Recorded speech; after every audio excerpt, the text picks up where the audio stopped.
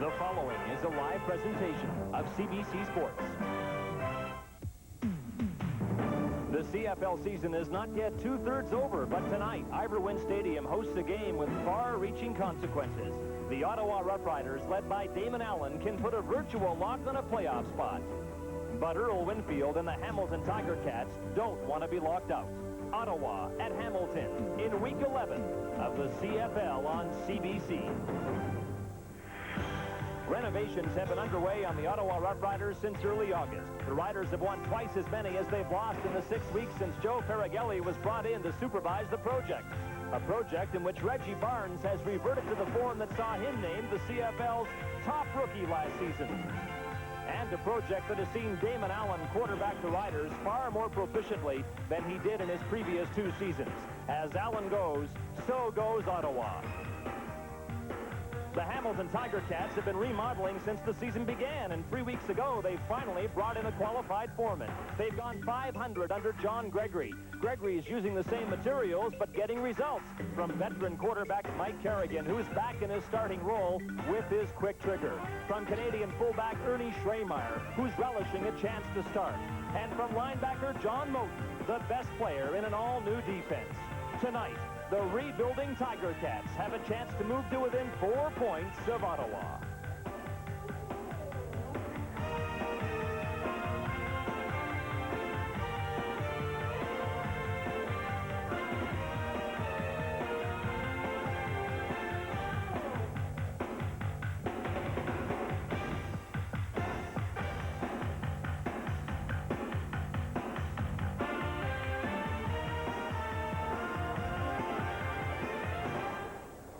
There's a core of Tiger Cat faithful in Hamilton, and they're at Iberwin tonight to watch their team scramble to stay in playoff contention.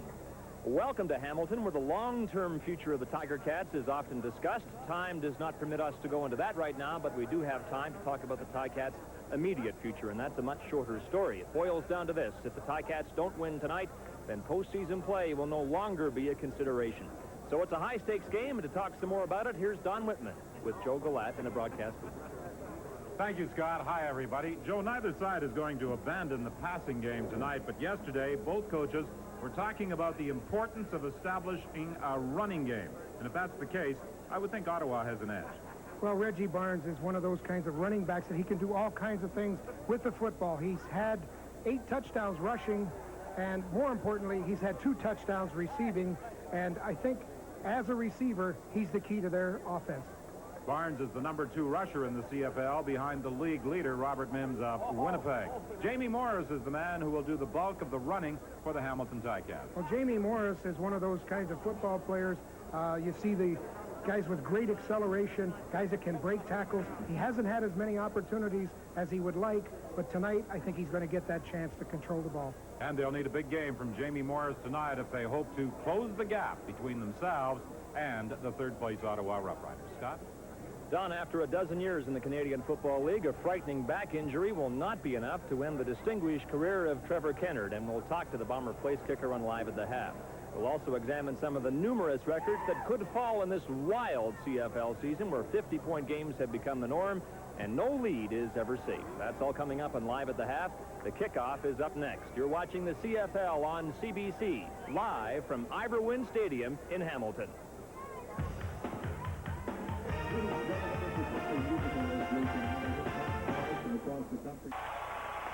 21 degrees is the temperature tonight. There is a forecast of showers.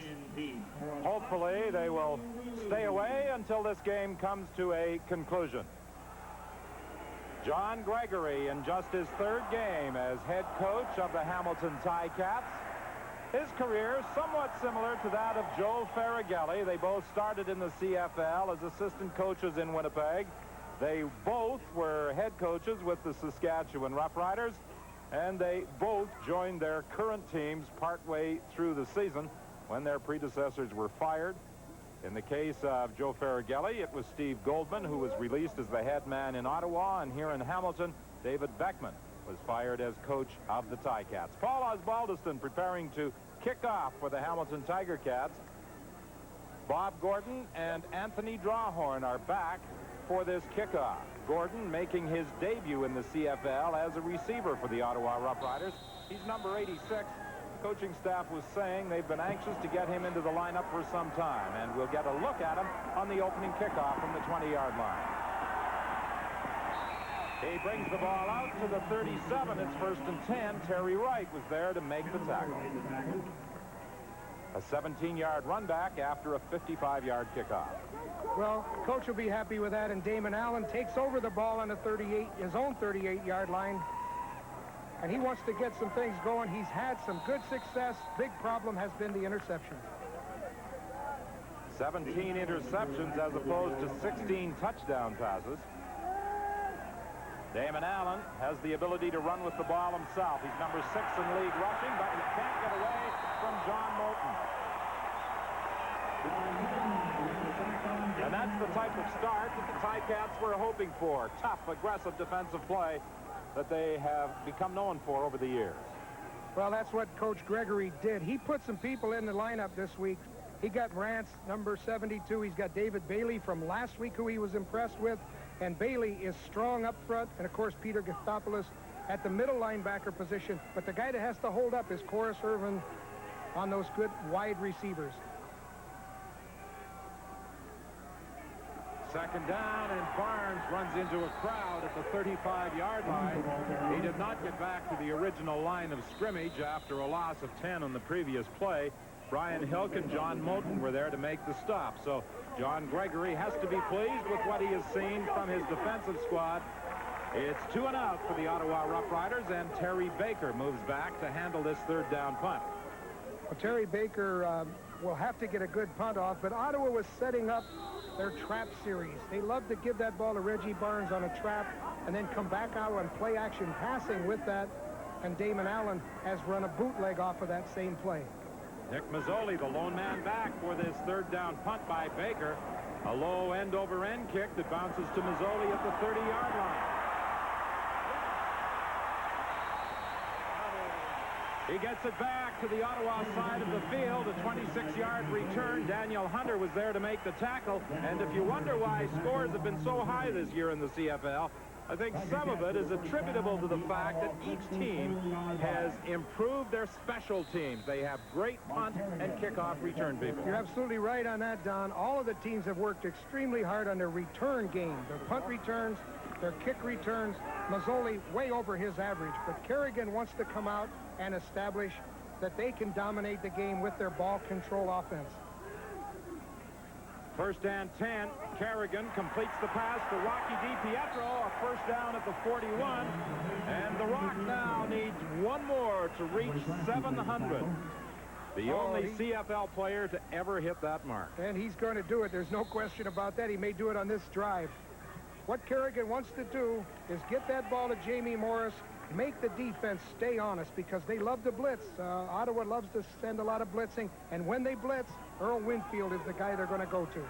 Winfield lines up wide left, 3 receivers to the left. Here's the draw play with Morris. He'll get about 2 yards. It will be 2nd and 8. Kropke and Snipes were there to make the tackle, and something Ottawa is doing this game, which they were unable to do last week against BC, is rotate their defensive linemen. The only constant will be Rush and Greg Stuman, but the other 4 will rotate: Lloyd Lewis, John Kropke, Librant Robinson, and Glenn Kulka. Well, Lloyd Lewis is going to be a key because the Hamilton line is a little bit changed. Andre Francis is going to have to do a real good job on coverage with the outside people. Champion makes the catch for a 1st down, and he paid the price inside the 30-yard line as he was hit by Charles Gordon and Anthony Drawhorn, but he still picks up a 1st down. Hamilton. Well, they had him sandwiched. They were looking for him. As you can see, Kerrigan comes out. He wants to throw the ball quick, but look, they had him double covered. Kerrigan put the ball in there. He had to catch it, but he, like you say, he paid the price. Champion lines up wide left. Winfield to the right. 1st and 10 from the 30-yard line. Handoff straight ahead to Morris, and Morris fights his way down to the 25. That will be a pickup of 5. Well, that's what John Gregory wants. He wants at least 5 yards. If he can do a 5-yard gain on that running play, then he thinks he can control the defense of Ottawa. They love to blitz, but they don't like to blitz when it's 2nd and 5. because now that puts him in a one-on-one with those running backs on linebackers, and that's a mismatch.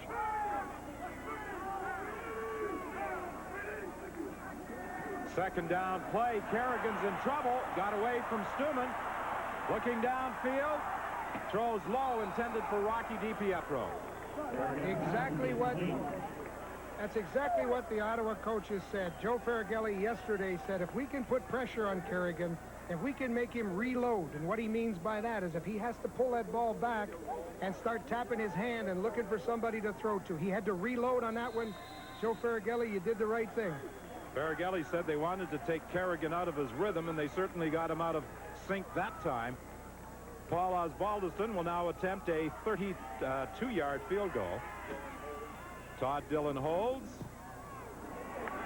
And the kick is good. So the Hamilton Ticats are first on the board here at Ivor Wynne Stadium with 10 remaining in the opening quarter. It's Hamilton 3, Ottawa no score.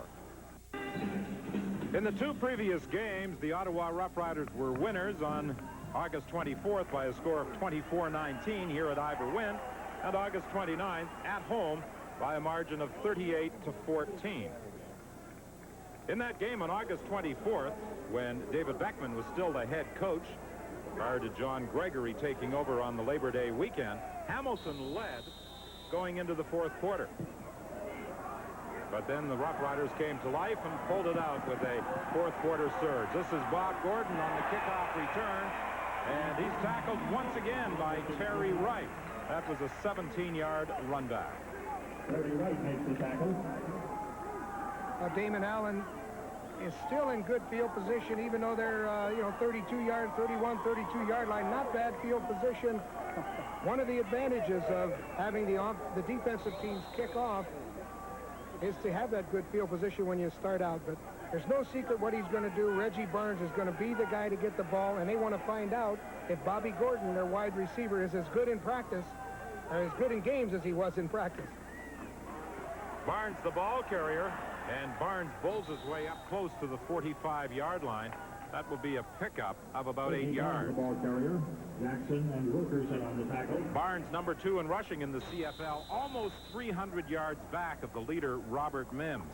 Barnes has had 2 big games this year, 191 yards against Edmonton on August the 15th and 154 in a losing effort against BC on September the 4th. They got the big guys in there, and it's going to be push them back. Try to get those 2 yards, but watch for play pass as well. Play action passing works well in these situations. They give it to Barnes, and Barnes is met head-on right at the 45-yard line. He's going to be stopped short of a first down. Mark Mraz, the new addition to the Ticat defensive unit, playing that nose guard spot. And if you want to impress your coach, when you get a chance to get in there and play, that's what you do. You impress him on short yardage particularly. You get the surge, and you outcharge the opposition. John Gregory likes what he saw in Mark Mraz on that one. On third down, the Rough Riders are going after it. They trail 3-0. The ball at their own 45-yard line. Full house backfield. They give it to Barnes, and Barnes is stopped short. They tried to go wide with Barnes, and Bob Dawson came up from his inside halfback position to throw him for a loss of 1, and the Ticats take over first and 10 at the 44 of Ottawa. That's a turnover. When you hold a team on third down, you've turned the field all the way over. Watch the guard pulling. They're trying to get the lead back out in front of the play. Barnes has to go around a pile. They had a good surge up front. David Bailey, Vernon Maxwell. He had to go around the pile. That's why he had to give a little ground and see what happened. He just didn't make it. First and 10. Deep throw for Winfield. Winfield and Francis, a couple of number 1s battling for position. And Winfield is claiming that he was interfered with by Francis. He said it was that other one. He said the other one did the bad thing there. Watch this. Watch Francis work on him. You're allowed to stab a little bit there. You're allowed to feel where he is, but you're not allowed to grab the collar. Second and 10. The ball between the 44 and the 45 of the Ottawa Rough Riders. Hamilton leading by a score of 3-0 on a Paul Osbaldiston field goal. 8:30 the time remaining in this opening quarter. Kerrigan throwing for Champion, incomplete, and Kerrigan was under some pressure, and Champion had drawn double coverage from both Anthony Drawhorn and Charles Gordon. You can see Greg Steuben come in underneath, and Kerrigan feels him coming. That's like an alligator snapping at his heels, and then Kropke comes in to sort of challenge him after he threw the ball, but credit Greg Steuben with the pressure. So that turnover, the failure to pick up yardage on third down, doesn't prove nearly as costly to the Rough Riders as it might have. Osbaldiston's third down punt will sail through the end zone and result in a single point. But it could have been worse. So with 8:07 remaining in the first quarter, a 64-yard single makes it 4-0 Hamilton. Retain any playoff hopes. A win tonight is most important. They would not be mathematically eliminated with a loss, but the task would be extremely difficult. And Ottawa, of course, attempting to remain in touch with Winnipeg and Toronto, the two teams ahead of them. Winnipeg later tonight will take on the BC Lions in Vancouver. Damon Allen pressured from the backside. Campbell's got him. Joe Campbell did nothing but run around the block of Rob Smith. He just took the hard outside, and he took the soft corner and ran Damon Allen down. Joe Campbell has come on in the last 3 or 4 weeks. Since Joe Faragelli came in, he's been playing good football. Isn't there a general feeling that you can pressure Damon Allen from the backside, that he doesn't seem to feel that pressure, that blitzing? Well, that's apparently what John Gregory's assumption is. He's going to try to go blindside on him, give him blindside pressure. Gordon makes the catch up at the 46-yard line, and that is a first down for the Ottawa Rough Riders. Gary Wilkerson forcing Gordon out of bounds. This is a nice move. Joe Faragelli said the kid looks good in practice. I hope he looks half as good in the games. He looks like a receiver. Well, right here he looked like a receiver. They tried to get him into a game earlier this year, but their import Canadian ratio was fouled up when Glenn Kulka became involved in an automobile accident, and they had to juggle other personnel. You say Jose Canseco or Kulka? Glenn Kulka, that's right. And Glenn didn't play that particular game. That's when they put Libran Robinson in the ball game. He's played so well they haven't taken him out. So Joe's got another import in there now in Bobby Gordon. Gordon lines up wide left on 1st and 10 at the 45-yard line. Wilkerson in his face. Wilkerson bumps him at the line of scrimmage, but the ball goes straight ahead with Barnes, the ball carrier, for a gain of about 4, stopped by David Bailey. What they're trying to do is to get the thing broken, and when you get linebackers blitzing like that, sometimes their gap control isn't as good as it should be, and they nearly got Reggie Barnes through that seam on the blitzing backers.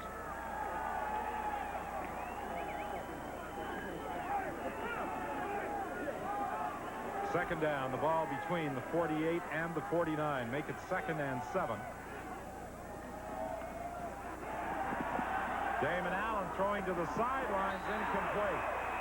It was intended for Brown, and Corus Irvin came up to strip it from him just as he was trying to pull it in. Well, this Corus Irvin, he is not a big defensive back as defensive backs go, but he makes himself big when he gets out there and competes. Corus Irvin is playing the receiver, playing through the receiver to the ball, and he just jars it loose. You can't catch the ball when you're trying to save your own life. Corus Irvin, one of a number of World League of American Football products, playing with the Hamilton Ticats. Nick Mazzoli, the lone man back for this Terry Baker punt. A good kick. Mazzoli takes it at the 13. Penalty flag on the play, so all this effort by Mazzoli could go for naught. Baker's punt is taken by Charles Gordon was over to make the tackle. A run back of just 2 yards by Mazzoli, but he ran a lot further than that to get the 2 yards. But the infraction, regardless, is against the Hamilton Ticats. You know, how many times do you hear the coaches say, don't run backwards? There's a reason for that. Not just that you lose yards, but your own blockers don't know where you are. Block number 35. First down, Hamilton. And John Zeidel was guilty of the illegal block. well, he didn't know where his back was, and that's tough. When your return man starts to run backwards and then your defender starts to reroute, it really is confusing to your own team. Run up the field. Don't run backwards. From the 3-yard line, it's 1st and 10. Jamie Morris battles his way out to about the 8-yard line before being stopped there by Daniel Hunter and Glenn Kulka. That's what John Gregory saw in Jamie Morris, the ability to make a cut at full speed. This guy has had 1,000 yards rushing every year that he played at Michigan, and you know what Michigan did to Notre Dame today. He's been with a good football program. John Gregory likes this young running back, a brother of Joe Morris of the New York Giants. Pass is behind Earl Winfield, so the Ticats will be forced to kick it away. There's another guy that doesn't like to get hit from the backside. I don't think any quarterback likes to get hit from the blind side, but when you see Kerrigan drop back, he's trying to throw the ball on rhythm, but he gets it right in the middle of the back by Greg Stuman. He really jarred him. You got to block that backside, fellas. Quarterback can't see them coming. Somebody's got to block for him. 5 minutes remaining in the opening quarter as Paul Osbaldiston, who has accounted for all the scoring so far in the game, stands about 7 yards deep. Here comes Scott Flagel putting pressure on, and I think wisely Osbaldiston concedes a safety touch. Yeah, he did the best thing he could do. He knew he was in trouble. Had he gone out of bounds, or had he gone up to the 1-yard line, it would have been a sure touchdown. So he did the best thing. Commissioner Don Crump's in attendance tonight. Commissioner, a member of your expansion committee, John Candy, was quoted as saying today that it's entirely possible your league will have a team in Portland next year. Are those the realities as you know them? Well, Scott, it's possible. They were out looking at the stadium and meeting with Jack Obilovich and his group, and they intend to make a report to the league, and I guess it's up to the governors at that point to decide where they go from there. One of those governors, League Chairman Phil Kershaw, told me last week that you're safe in your job as commissioner, but reports persist that you're a man under siege. Do you know where these reports come from, and are you concerned about them? Scott, I'm not concerned about them. They seem to be unconfirmed reports coming from one Toronto newspaper, and that's all I can say. So you're commissioner of the CFL for a while, as far as you're concerned? Well, I believe so. All right, Commissioner Crump, thanks for your time. Enjoy the game. Thank you very much. Don? Following the safety touch, the Ticats kick off, and Anthony Drawhorn gets it back out to the 37-yard line. Terry Wright, who has really excelled on special teams, is there to make the tackle. That's the third tackle on a kickoff return that Terry Wright has made, limiting Drawhorn's run back to 10 yards. Well, this Terry Wright's going to get a special teams award for coverage if he keeps that up. Well, each team honors their special teams player of the week.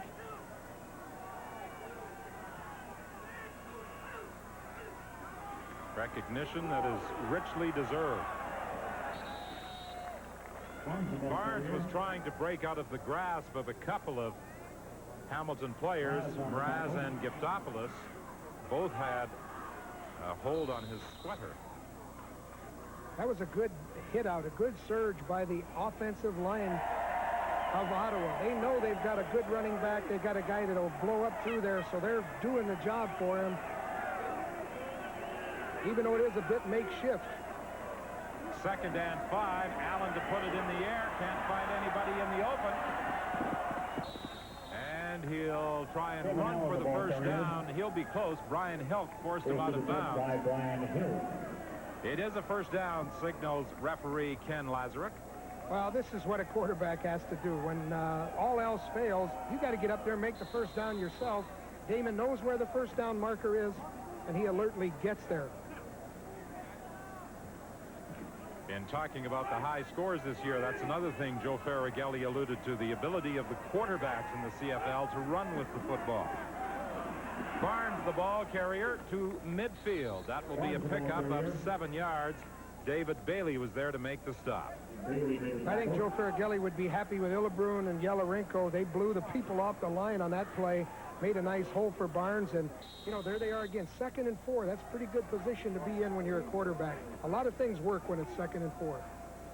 Joe was more interested in talking about the better Italian restaurants in town yesterday than whether or not than the skill people. This would be a high-scoring football game. But we found a better one than he did. I think so. Pass complete to James Ellingson, and he's taken out of bounds with a first down at the 51. Gary Wilkerson came over to force Ellingson out of bounds. Well, all you couch coaches are going to get a good look at this because Damon Allen throws that football right at you. And could you make the catch and still dance around a couple enemy tacklers? Good job by Ellingson. Good concentration. The Duke, as he is nicknamed, providing the Ottawa Rough Riders with a first down at the 51 of the Hamilton Ticats. Like so many receivers, he wears those glass cutter's gloves. Damon Allen stepping up, looking to throw. And getting back into the play was linebacker John Moten, who made the tackle after a pickup of about 3 yards. Damon Allen is starting to get really tough out there. I mean, he's headbutting with these big linebackers. Damon knew he had to run with the football, but I'm surprised to see him drop his head, just headbutt into Moten.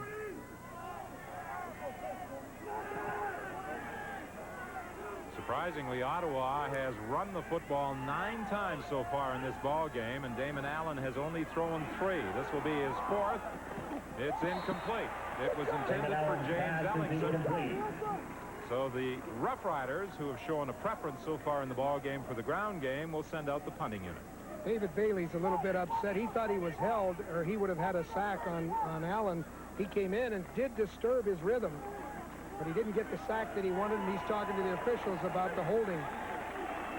I think that's one of the things that the young linemen, defensive linemen, aren't aware of. Hey, it's a war out there. Once in a while, somebody's going to snag a little piece of your jersey. You still got to go. You still got to get through. Terry Baker's had some erratic snaps from center, so this is something you should be aware of. Although his net punting, a little bit high, but his net punting has been good, and that's as a result of his coverage.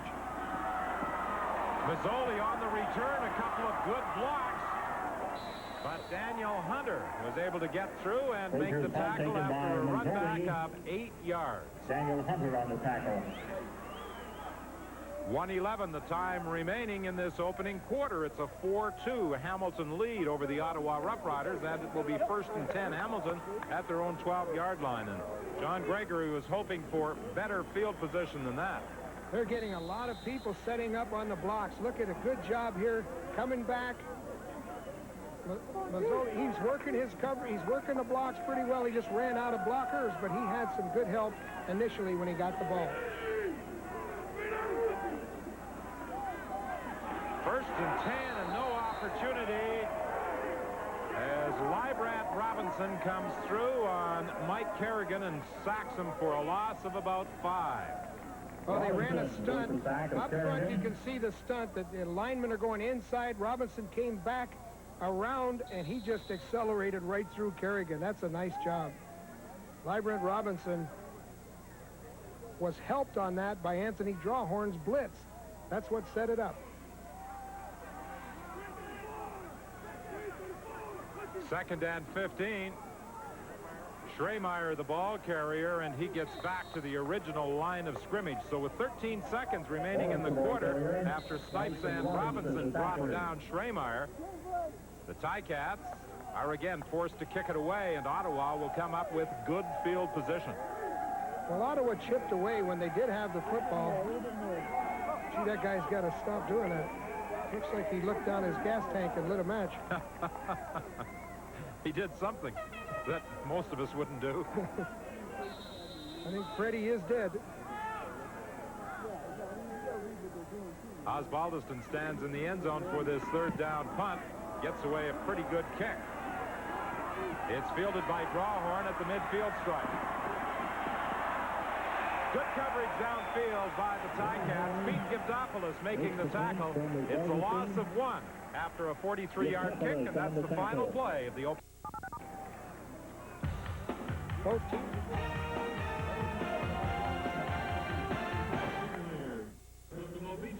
Well, this game, quite a contrast to most of the high-scoring affairs we have witnessed this season. It almost seemed that the team that scored 51st would emerge the winner. Still plenty of time here at Iberwin Stadium. Sideline pattern to Gordon, but it goes out of bounds. And it will be 2nd and 10. The Rough Riders, more yards along the ground than through the air. The reverse for the Hamilton Ticats. 1 turnover in the football game. That was the failure by the Rough Riders to pick up a first down on a 3rd down gamble. 4-2 is the score. 2nd and 10 facing Ottawa. The ball at their own 53-yard line. The second play of the second quarter.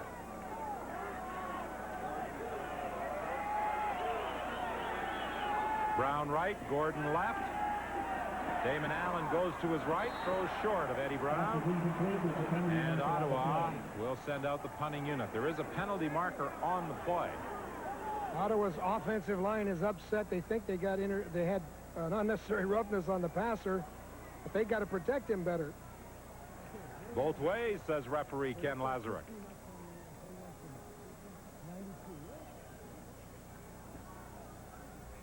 Well, they're marching it off against Hamilton.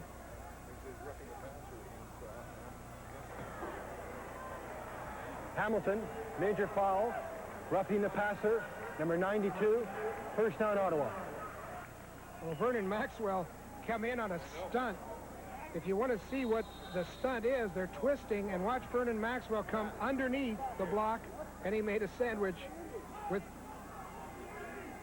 Campbell came in on one side, Maxwell came in on the other side. They really pinched on Allen. Roughing just against the Hamilton Ticats as the ball carrier's Reggie Barnes. Lazaruk confused me with that signal. I thought he was indicating rough play both ways initially. Yeah, it looked like he was trying to, of course, there was some retaliation on that offensive line, so that's what the preliminary signal looked like that. However, Reggie Barnes ran that counter play. They like to run the trap, and they like to run this counter play where they pull their guard and their tackle. He nearly broke that one. Gaftopoulos came up and put a nice hit on him. Well, Joe Faragelli was saying yesterday that his team would try and establish the running game. We really didn't think we'd see them stay on the ground that much in this opening pass. The pass is intercepted by Dawson. It was intended for Gerald Wilcox, and the Ticats with their second turnover of the ball game take over 1st and 10 at the 35. Bobby Dawson is on Wilcox, and watch what he does. He sees Damon Allen's eyes, and watch him break right for the football. He did a better job of going after the football than Wilcox did. That's a good play. Those defenders, they like to look at the quarterback. When they see him pump the ball and then look in a certain direction, they'll take a little bit of a guess. And that's what Dawson did. He went low and got the ball. Intended for Ken Abrere, it's incomplete. It will be 2nd and 10, Hamilton. Tonight, Winnipeg is at BC. Tomorrow, Edmonton is at Saskatchewan, and Toronto at Calgary. Damon's upset now with Wilcox because, as we said, the defender played the ball better than Wilcox did. Now Damon's explaining to him, look, I have to throw that ball quick. You got to be my hot receiver when there's a blitz coming. When we don't have enough protection, you got to look for the ball quick. He told him. Here comes Flagel from the black side, but quarterback Kerrigan got it away.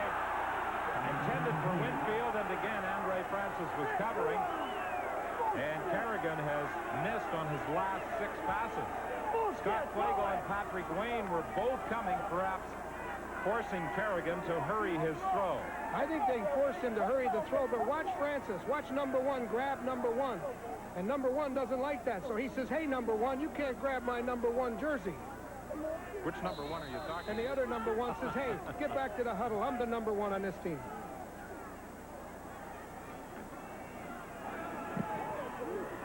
Osbaldiston's 3rd down kick forces Drawhorn back to his own 22. Good downfield tackle by Terry Wright. I think he's got a real edge on that special team award already. Terry Wright making the tackle. A 52-yard kick. 4-2 is the score.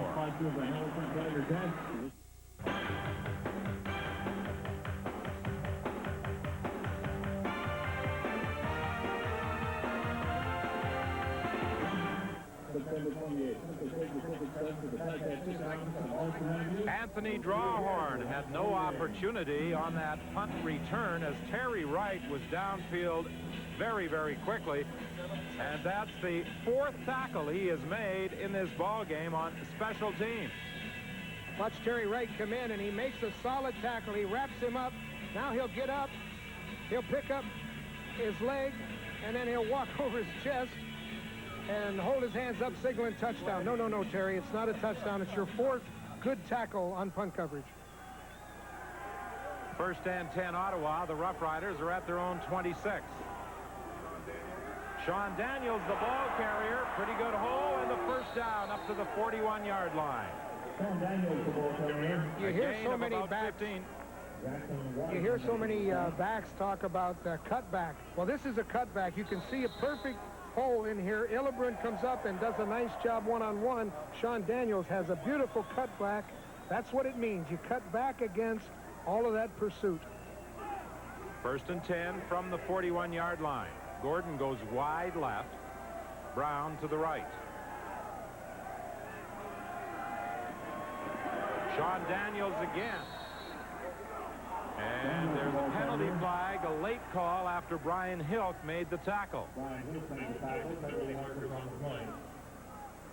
And the penalty call goes against the Hamilton Ticats again. A rough play call against Hamilton. Hamilton, major foul, unnecessary roughness, number 92. First down, Ottawa. Vernon Maxwell was guilty of the rough play. He's operating from that outside linebacking position. He came in with a late hit after Brian Hilk had made the tackle. 1st and 10. The ball is at the 49. Movement at the line of scrimmage, but Damon Allen never got the ball from center Irv Damon.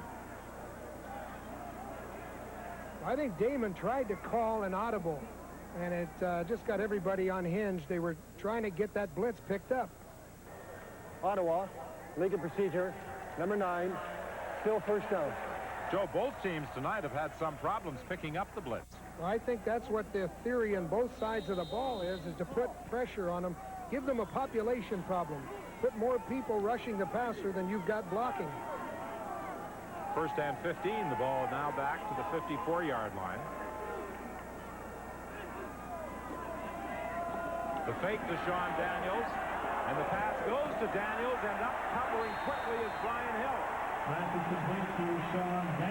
Brian Hill saved a big play. That screen pass was set up perfectly, and if it hadn't been for Brian, they would have had a huge play.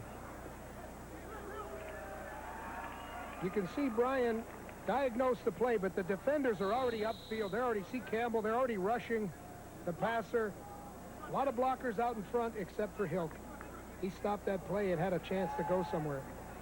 Back to the 52-yard line at 2nd and 19, Ottawa. Gordon goes wide left, Brown to the right. 4-2 is the score. Hamilton leading with 10:25 remaining in the second quarter, and Sean Daniels is stopped by Hilk again. And that's a loss of an additional 2 yards. So Hilk, who is making his debut in this game, is certainly making his presence felt. How many times have we seen that this year? When you see a guy come up, a defender particularly, make a great play, and the next down, they come up and make another great play. They put a pair of them together, back to back. Good job by Brian Hilk. Well, John Gregory was telling us yesterday that he was very impressed with the work of both Brian Hilk and Mark Mraz, and feels he has a couple of good ones in the two of them, and so far, from what we've seen in this first half, we'd have to agree. Mazzoli brings the punt back to the 48-yard line. There's also a penalty flag on the play. A 27-yard run back by Nick Mazzoli. Trevor Kennert's had a Hall of Fame career, and it's going to take more than a few broken bones in his back to discontinue it. We'll talk to the Bomber place kicker on Live at the Half, and we'll examine some of the records that could and likely will fall. The result of a season in which teams are racing to 50 points to decide who wins. But, Don, the race has yet to begin here in Hamilton tonight.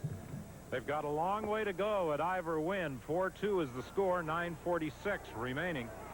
Mike Kerrigan completed his first 2 passes. He has not hit one since. He's missed on 6 straight tries. This is Jamie Morris on a reverse, and a first down up to the 25-yard line. Safety Scott Flagel came over to make the tackle. Jamie Morris at Michigan, 3 consecutive years of better than 1,000 yards rushing. Just a nice counter action, and Morris shows good ability to get that corner and still drive for some extra yardage after he's hit. 1st and 10 Hamilton, the ball now at the 26. Lee Knight gets the ball, and he will be stopped at the 30-yard line.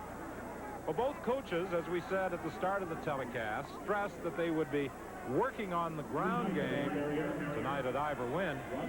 Joe, I don't think either you or I felt they would be on the ground as much as we have witnessed so far. Well, I think field position may have something to do with it, but you've got to look at how many times they've taken over the ball in their own territory, deep in their own territory. They are being conservative. Hamilton 1 for 6 on 2nd down conversions. Rocky DiPietro can't make the catch with Anthony Drawhorn all over him. Well, Anthony Drawhorn's really happy with himself. Look at him. I guess that made up for getting walked all over when you were a punt returner. So he had his chance to. Now he's going to do a punt return, but he had his chance to show what he can do. And he played Rocky DiPietro perfectly. Took the inside away. 4-2 is the score. A field goal and a single by Paul Osbaldiston, and a safety touch accounting for the Ottawa scoring. Drawhorn takes the ball at the 38. He won't get any further than the 45, and there's another penalty flag. Lance Trumbull was there to restrict the return to 7 yards. Time of possession, Ottawa 13:04, Hamilton 7:05 thus far.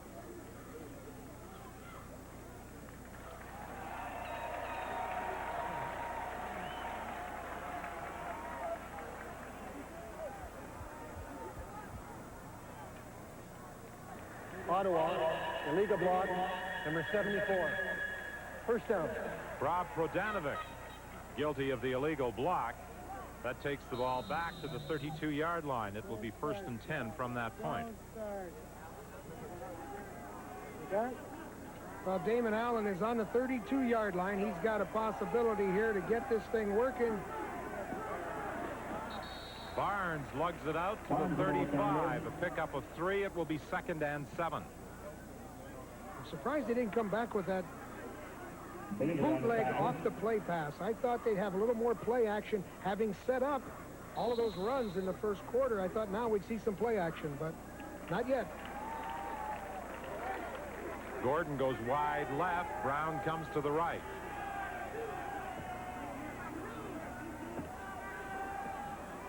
Second and 6.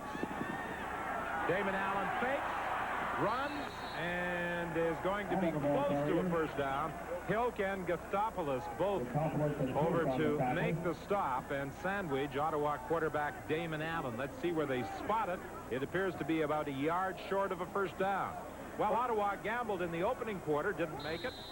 It appears as though this time they are going to send out the punting unit. Well, you got to credit Pete Gustopoulos because Damon wanted to throw the ball. Peter jumped up in his face, so he pulled it back down and ran with it. Joe Faragelli's getting a little bit impatient. He thought his offense would move better against a Hamilton defense that's ranked way down there in the standings. Barry Baker a little anxious today. He and his wife are expecting their 2nd child at almost any moment. Well, he was anxious with that last punt snap. We'll see how he is on this one. He got some pressure, but still managed to get the kick away. Tim Lorenz came right up the middle. A 35-yard kick and a 10-yard return by Mazzoli with 6:44 left in the half. Rob Prodanovic centers the ball on 3rd down punts for the Ottawa Rough Riders. I don't think he anticipated this type of pressure on that last snap. Watch Jerry Baker. He's getting pressure from all sides, and he's still got the football away, and he's waiting for a call from the hospital. Tim Lorenz came right up the middle, but couldn't get to Baker in time. 1st and 10. Kerrigan throwing for Champion, incomplete. Champion was bumping as he went upfield with Charles Gordon. Well, that was a mix-up because Kerrigan knew where he was throwing the football, and Champion was trying to work inside. And then when he saw the ball thrown, he tried to get back outside. That could have been a completion had Champion gone where he threw the football. After starting with 2 strikes, Champion has now thrown 8, or Kerrigan has thrown 8 incompletions. This one intended for Champion. That's an error on the fielder.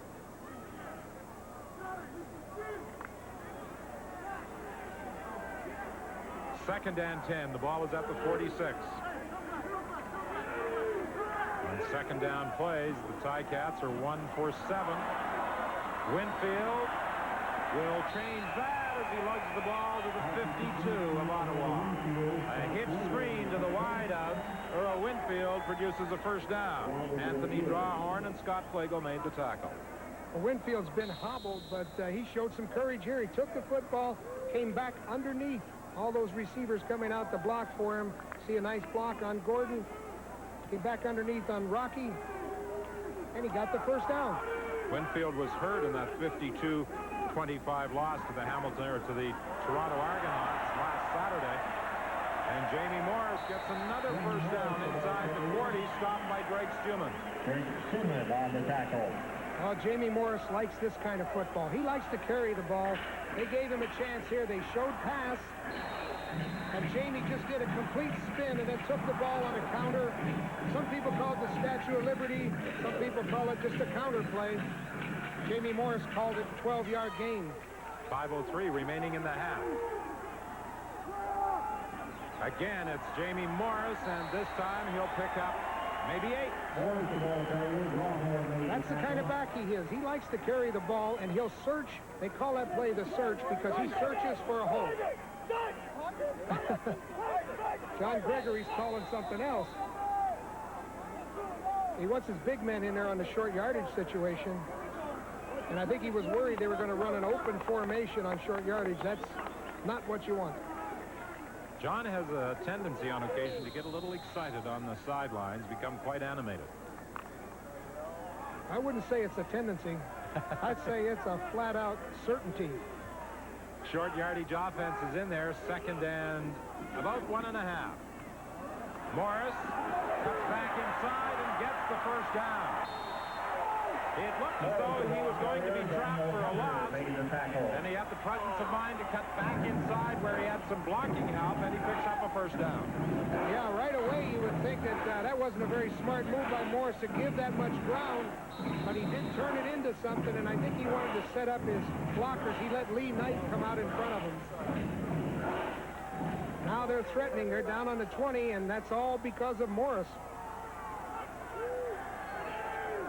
The Ticats are below the league average in efficiency from inside this area. And Snipes, the linebacker, brings down the quarterback, Kerrigan, for a loss back to the 26th. Bonner and Snipes both came in. Bonner picked up the block, and Snipes just came in clean because the guard had to block it. So Bonner's going to celebrate, too. He threw his arm up in help of celebrating. This is just a lot of defensive pressure. Both sides are blitzing whenever they get into those crucial downs. Ottawa has the #1 sacker in the CFL in Bonner. He has 9. On second down, pass is caught over in the far corner of the field by Jamie Morris. He crawled into the end zone, but the official ruled that he was downed at the 2. That's what John Gregory said. He wanted to get a mismatch. He wanted to get the running back on a linebacker. That's what he got. They picked up the blitz. Boom, he's down to the 1-yard line. In game 1 of the Canada Cup, the best-of-3 series, Canada leads the United States 1-0. The game at the Montreal Forum, and to the delight of the Forum fans, a Montreal Canadian, Eric Desjardins, scored the game's first goal, 4:22 of the opening period. Canada leads the United States 1-0. Game 2 of that series takes place here at Cox Coliseum on Monday night. First and goal for the Hamilton Ticats. Jamie Morris to the end zone for a touchdown.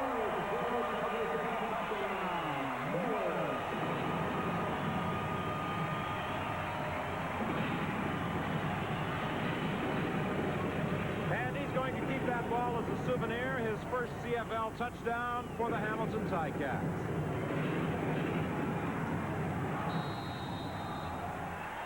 Well, that whole drive has to be called Jamie Morris. I mean, he did everything you can do on a drive. He caught the ball, big play, down to the 2-yard line, and he took it all the way in. Watch him get a lead block by the shoe, and he's up over top. They got some nice drive back pressure, and Morris went right through for the touchdown. That whole drive was Jamie Morris. Paul Osbaldiston adding the point after for an 11-2 lead, and John Gregory celebrates the touchdown by Jamie Morris. We had an interesting conversation with Morris last week over in Toronto. We talked about his running on behalf of Bo Schembechler with Michigan, but we asked about his ability to catch the football, and he said, yeah, I was a pretty good receiver in addition to picking up 1,000 yards, and he showed tremendous concentration on that Kerrigan pass to make the catch down at the 2-yard line. He knew he had the linebacker beat, but he really had to judge the ball. He had to slow down, throttle down, let the ball come into his hands, and he gave away with his legs. He just completely relaxed with his legs, cradled that ball in. Look at him, he's really happy. And who said that I can't play when I'm 5'6"? Bo Schembechler told me that, but it didn't mean anything because Jamie Morris not only played at Michigan, he's playing pretty good here at Hamilton. And he hopes that touchdown will be the first of many he will score in the Canadian Football League.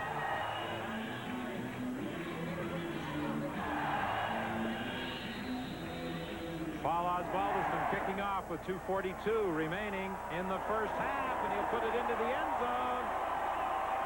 And Drawhorn will concede a single point. It's now 12-2. An 85-yard single by Paul Osbaldiston.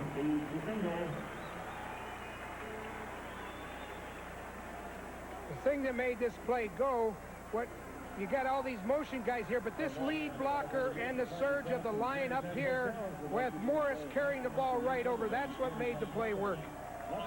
Great surge by the offensive line. Lead blocker, Schermeyer came through. They really stood people up.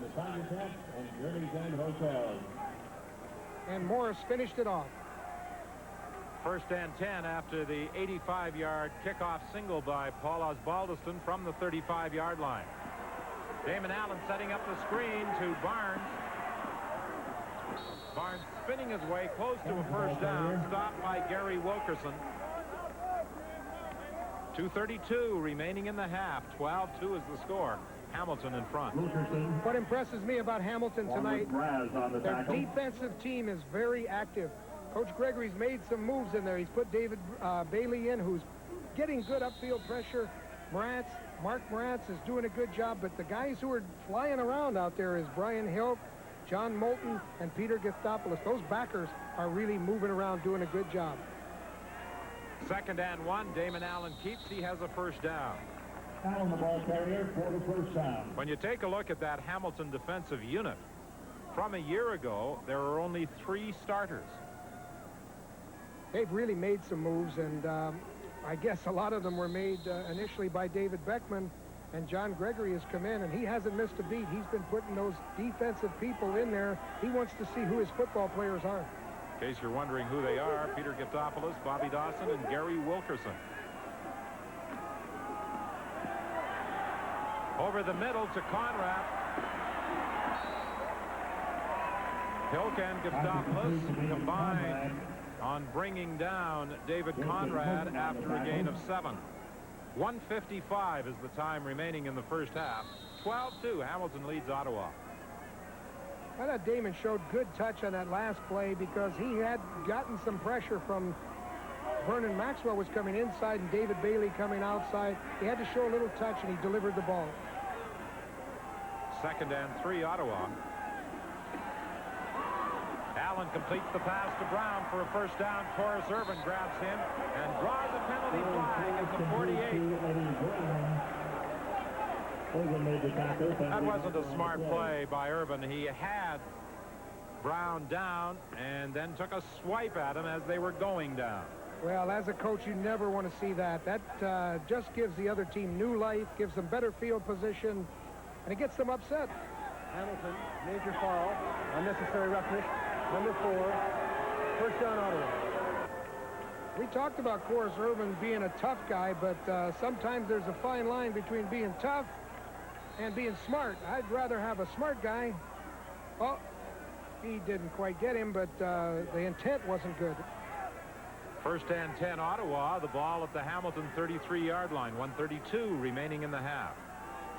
3 receivers left. Damon Allen rolls that way, throws that way. Gordon makes the catch. That should be a first down as they forced him out of bounds at the 22-yard line. Well, what the coaches told us about this young man is being verified so far in this opening half at Ivor Wynne Stadium. He can catch the football. He looks like a receiver, just like Joe Farragelli said. I mean, he's got the moves, he's got the spats. When you have your shoes spatted, that means you're a receiver. They'll measure this between the 21 and the 22, but from here it looks like a first down. And as they stretch out the chain, it will be a first down by a good yard.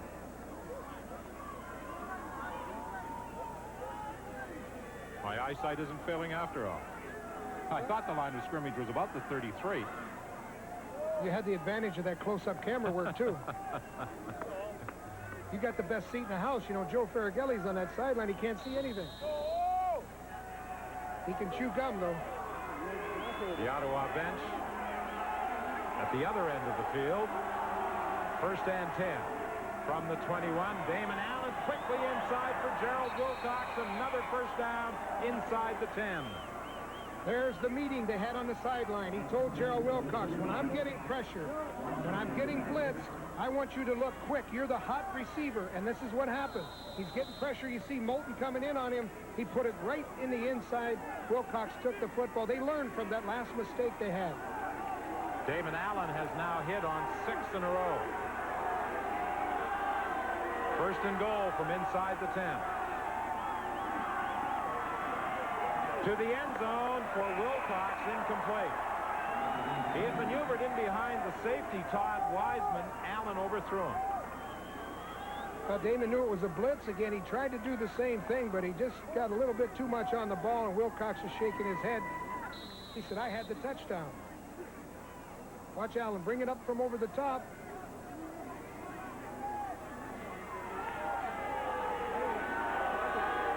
Second and goal from inside the 10. 59 seconds remaining in the first half. 12-2 is the score. Hamilton leading. Damon Allen to the end zone. Touchdown to Brown.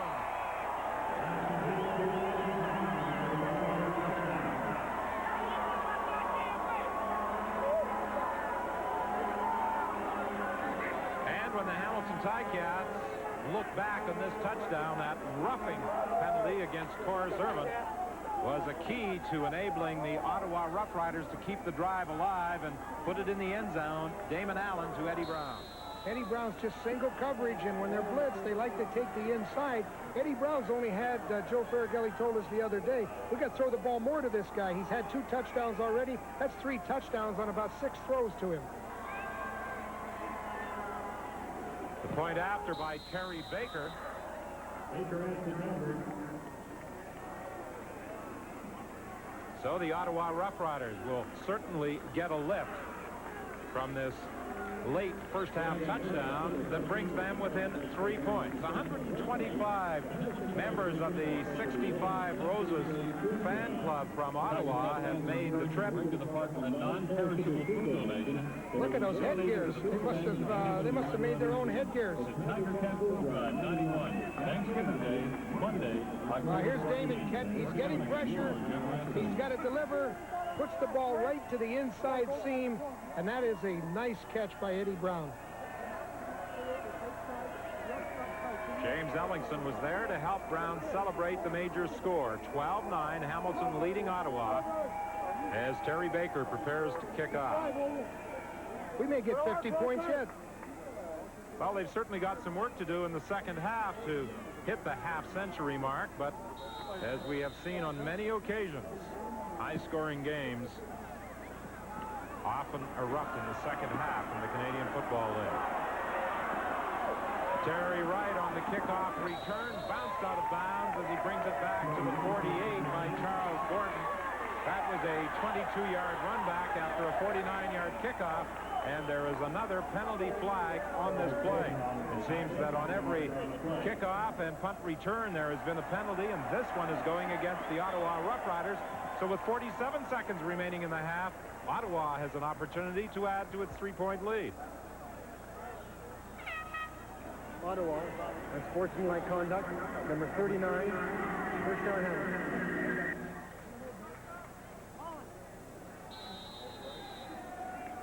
Charles Wright was guilty of the unsportsmanlike conduct call. It's 1st and 10 Hamilton at Ottawa's 51. Well, they'll probably look back and say if it wasn't for that penalty, they wouldn't be in scoring position. The fake to Morris. The quick release to Schremeyer. He's down at the 40-yard line for a first down. Arnie Schremeyer, he's one of those guys, he's out here early, looking over that football field, knowing what he's got to do. He's such a consistent, tough ball player, and the coaches like him for his blocking. The whistle goes, the clock starts, the pass was intended for DiPietro. It will be 2nd and 10. DiPietro, the all-time leader in the CFL, 698 receptions. That's 48 more than Tommy Joe Coffey. Tommy Scott had 649, Tony Gabriel 614, Terry Evanson 600. 4 of those 5 receivers played with the Hamilton Ticats. Must tell you something. He hit Patrick Wayne on the head with the ball, Kerrigan did. Kerrigan looking for Morris, incomplete. Daniel Hunter was defending against Morris, but Kerrigan was under considerable pressure. Angelo Sipes and Glenn Kulka were both going after Kerrigan. Snipes had a pretty good shot at him. Well, Morris is out there, but he got swamped right there. He could have made the catch. I don't know if it would have helped. Wouldn't have made the first down. Kulka did not play last week in the loss to the BC Lions. Paul Osbaldiston with a 47-yard field goal attempt. He hooked it wide. Anthony Drawhorn is going to try and get out of the end zone, and he'll succeed, running out of bounds at the 5-yard line with 23 seconds remaining in the half. By Anthony Drawhorn, who's in the touch of the 5-yard line. Well, John Gregory's not happy with that. Osbaldiston has kicked a 56-yarder this year, so he felt he was well within range, and the wind really isn't that significant. Hamilton Tigers would like to welcome the 65 Georgia Sports Club from Ottawa. I think the Ottawa Rough Riders will be quite content now to run out the clock as they are looking at 1st and 10 from their own 5-yard line. Either that or put a Hail Mary up to Eddie Brown. On the change of possession, of course, the clock does not start until the ball is snapped. And Damon Allen just drives straight ahead. He only gets 1 yard. But unless the Hamilton Ticats call a timeout now, which they do, the clock stops at 21 seconds. Andre Francis. There's the Samurai war hero. Getting a little knee problem there. You know, Andre has a propensity to stay with those receivers, and the big tall receivers, they kick him in the knees a lot. They actually run down the field together. Their kneecaps start clicking. It looks like he's got some knee problems, but he'll be back in the second half. Joe Faragelli with some words for Damon Allen with 21 seconds remaining. Andre's probably one of the better one-on-one pass coverage defensive backs in the league. He's not a big guy. It's tough for him to come up and make a lot of tackles. But one-on-one, man-to-man coverage, he can stay with anybody. Did you see that, family? I did indeed. There aren't many, but most of them are decorated tonight at Ivor-Wynne Stadium. That takes the clock to 17 seconds. Now, having used the timeout, the Ottawa Rough Riders will be able to take the remaining seconds off the scoreboard, barring penalty, of course. The clock has now started, and Damon Allen glances back just to make sure those seconds are ticking away. He has 20 seconds in which to put the ball into play. Remember last week they wanted to do a kick back when they got in this situation. They were trying to force BC to punt, and then Joe Faragelli put his kicker back out on the field. They were going to try to get a single out of it. David Allen glancing back at the clock to make sure he did not err, that he did take the final 17 seconds off the clock before the ball was snapped. So at halftime at Iverwood Stadium, Hamilton leads Ottawa 12-9.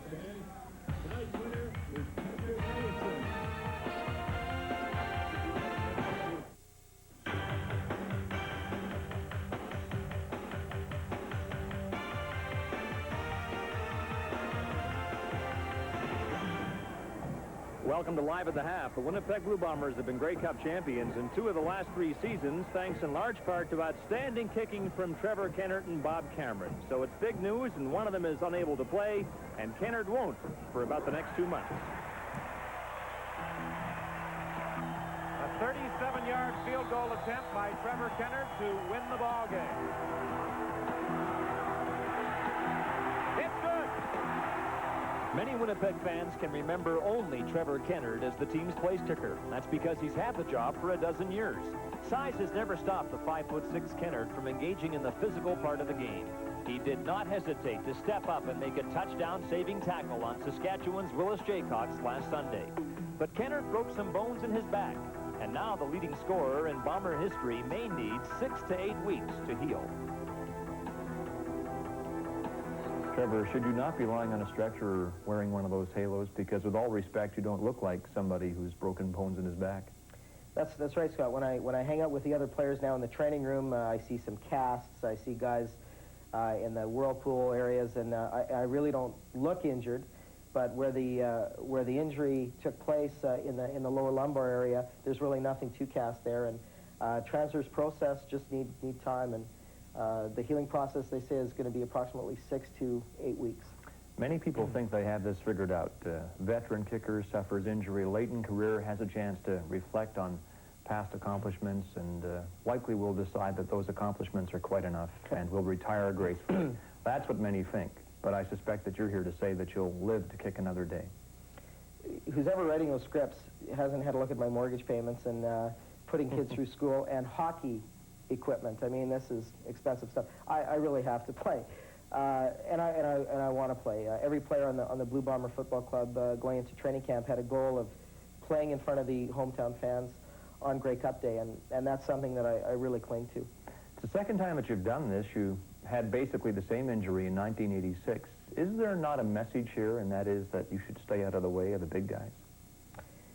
Well, if that's a message, I probably shouldn't have laced up with the Oil Patch Oilers when I was 14 years of age.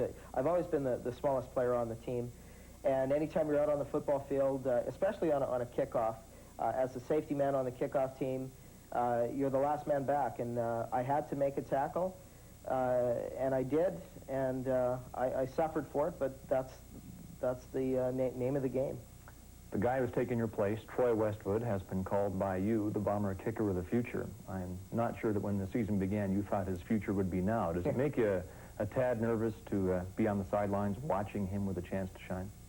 Well, I have to be a little careful what I say because I like Troy so much. He's a tremendous kicker. There's no doubt.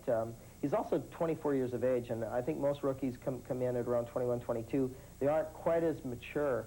And I think Troy's going to handle this very, very well. He's got great leg strength. He has a tremendous attitude. And I am a little nervous, yes. Well, we hope to see you kick again this season. We hope so, too. Thanks, Scott. Thanks for your time. Kennard recuperates in Winnipeg, and in Vancouver, depending on the toss, Troy Westwood, his heir apparent, could be kicking off for the Bombers in about an hour and a half against the Lions. And here in Hamilton, Ticats lead by a field goal after 30 minutes of play.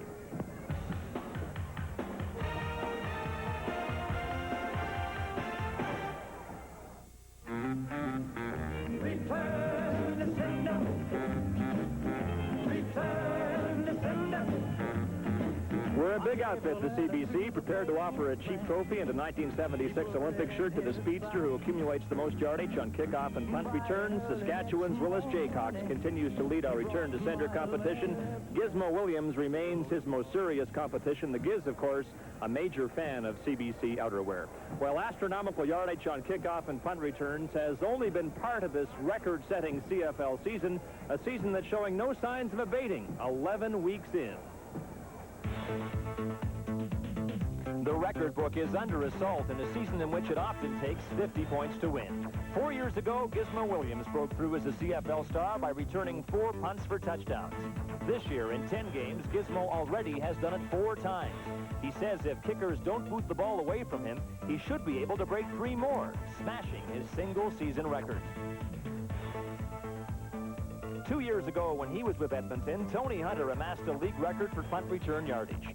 Williams consistently manages significant returns, and as a result, with 8 weeks to go in the season, he's already within 200 yards of Hunter's record. At his current pace, Gizmo will shatter the record by almost 600 yards. Only last year, as Ottawa was being scored against a lot, Stacey Dossie had a chance to establish the record for kick return yardage. This year, because Saskatchewan is being scored against frequently, Willis Jaycox has been busy on kickoff returns, and he, even without a nickname, is on record pace, headed for 1,500 yards. It was 16 years ago that Calgary's Willie Burton flirted with a 2,000-yard rushing season. He did set a single-season record. Many great backs have come close to Burton's mark. This year, Winnipeg's Robert Mims figures to break it. Mims has had 7 100-yard games. He's on record pace. Mind you, he'll have had the benefit of 2 extra games. Even Pat Abruzzi's single-season touchdown mark that stood for 35 years is in danger. Edmonton's Blake Marshall, in the midst of a career season, already has bulled his way into the end zone 14 times. The Canadian running back strained his knee last week, but Marshall should play this week and maybe will stay on his record pace of 25 touchdowns. It was in the mid-'80s that CFL offenses really began to explode, and Winnipeg's James Murphy caught a record 116 passes. In this extraordinary season, Calgary's Alan Pitts is the league's top receiver, and he should not be left out of the record books. If he stays on his current pace, he'll catch 8 more than Murphy did. When he led the Eskimos, Warren Moon was one of the greatest quarterbacks the CFL has ever seen. So what does it say about BC's Doug Flutie when he's in the process of erasing Moon's single-season record for passing yardage? He can be counted on to pass for anywhere from 300 to 400 yards a week. He could finish with 1,000 more yards to his credit than Moon had 8 years ago. CFL records should be written in pencil. There have been a number of seasons where things have been wild before Labor Day and then settled down afterwards. This season, though, has defied that convention, perhaps until tonight. But, Don, there's 30 minutes left for these teams to crank it up to the 50-point level. Well, they'll have to explode in the second half, Scott. 12-9 is the score. It was 4-2 at the end of the first quarter. The first touchdown of the game scored by the man we talked about at the start of the telecast, Jamie Morris of the Hamilton Ticats. He really put the entire drive together, Joe. Well, you have to call that whole drive Jamie Morris's drive because he ran alertly with the football, made the cutbacks, did a lot of good things, and then when he got himself one-on-one with a linebacker, there he was down on the 2-yard line, and he took it in from there. But on the play of the half, Jamie is outside. He's man-to-man on the backer. Kerrigan sees blitz coming, looks downfield, and as he delivers the football, Morris has to throttle down. Watch him throttle down. Wait for that ball to come to him. Brian Bonner can't defend it. It came right over the top. Good play by Morris. Touchdown on the next play. And that's the guy we talked about. Tremendous concentration by Morris with Bonner on him to follow the flight of the ball as he was going down and make the catch. Well, he knew he had the backer. He knew the ball was going to be coming to him. So what he did, he just throttled down. And sometimes that easy catch, that's not the easiest one to catch because you have to really concentrate. The Rough Riders, before the half ended, came back. Damon Allen throwing to Eddie Brown for a touchdown. It's 12-9, the halftime score here at Ivor Wynne.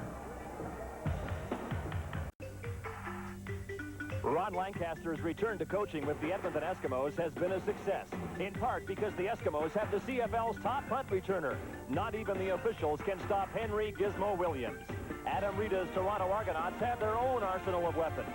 One of them, Rocket Ismail, who can line up at any number of positions, including punt returner. Edmonton at Toronto, Saturday on the CFL on CBC.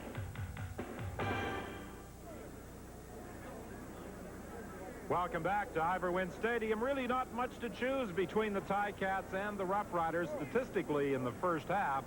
2 turnovers by the Rough Riders, one on a third down gamble that failed and the other on an interception. 12-9 is the score. Hamilton leading Ottawa, and both teams have been running the ball. Ottawa on the ground 19 times as opposed to 15 passes. Hamilton running the ball 10 times. Kerrigan has also thrown 15. He has not had as much success through the air as has Damon Allen. Allen completing 9 of 15. Kerrigan 5 of 15. The 2 turnovers are surprising because that's not the kind of football that Joe Ferraghelli likes to play. And the Ottawa's team is the least penalized team in the league, although it doesn't look like it tonight. Anthony Drawhorn on the return. Terry Wright tried to make the tackle, but Ken Avrere beat him there. Wright was the second man in on the play, a 20-yard return. Wright is looking for that special teams award. There's no question about that, Joe. I wonder what they're going to give him. The special teams awards, they get anything from shoes, sporting goods shoes. Sometimes they get free dinners and things like that. The coaches like to fire those guys up because they very rarely get any recognition. Special teams guys don't usually get recognized unless they're down there making tackles and really contributing. And Ferraghelli knows that he's got to have good coverage to get that good field position. Look at him with the sunglasses on. The sun's not shining, Joe. Well, football is certainly Joe Ferraghelli's life. That's Scott Oak, isn't it? One of his many assignments at Ivor Wynne tonight.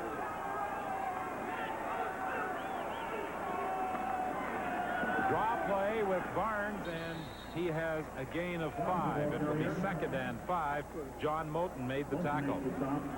That's the trap play. They like to run so well. I'm surprised they haven't come out with a bootleg from that. Damon Allen runs a nice bootleg off that same action. Ottawa on 2nd down conversions batting 50%. They've been good on 8 of 16 attempts.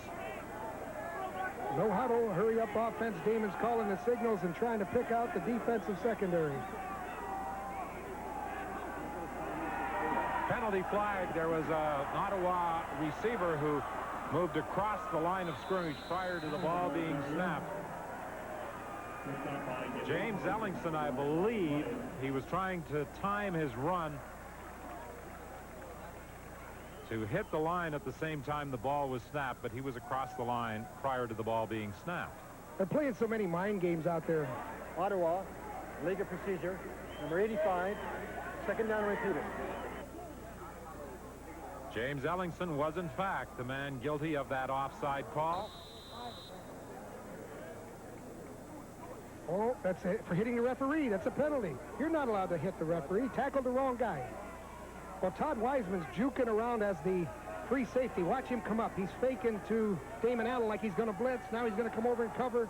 They're doing so much talking, it's almost like a committee meeting. They repeat the 2nd down, 2nd and 10. Damon Allen is caught from behind by David Bailey. A further loss back to the 30-yard line. David Bailey's the guy that came in last week, and we were really impressed with him. And there he is coming over Illebrun. He's driving, throwing guys. Olay, he gave a guy, and now he's coming in and takes Damon Allen right around the left ankle. That's a good effort by Bailey. Those defensive linemen hate quarterbacks. When they get a chance to get one, they eat them up. Terry Baker stands at his own 15-yard line for this 3rd down punt. Here comes some pressure up the middle, but the Rough Riders manage to pick it up. Mazzoli waits for it at the 30.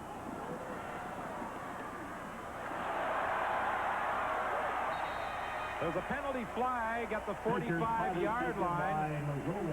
And we'll sort it out for you in a moment after that 22-yard run back by Mazzoli. But first, let's join Scott Oak.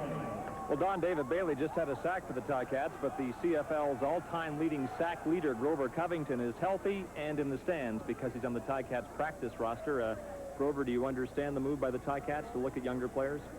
But the thing is, I know that they have to start looking at the future. And, you know, they got a lot of young guys in here that, you know, have a lot of speed. And, you know, it makes me think of myself when I was a little younger back in 81, 82. So I understand my role, and what I want to do is be positive around the players and just try to encourage them and just try to show some corners and still be available to play, because I'm healthy and ready to play. I'll summarize this then by saying that you're accepting this move by the Ticats with the same class that's characterized your decade-long career. Oh, thank you very much. Okay. Thank you, Grover. Don?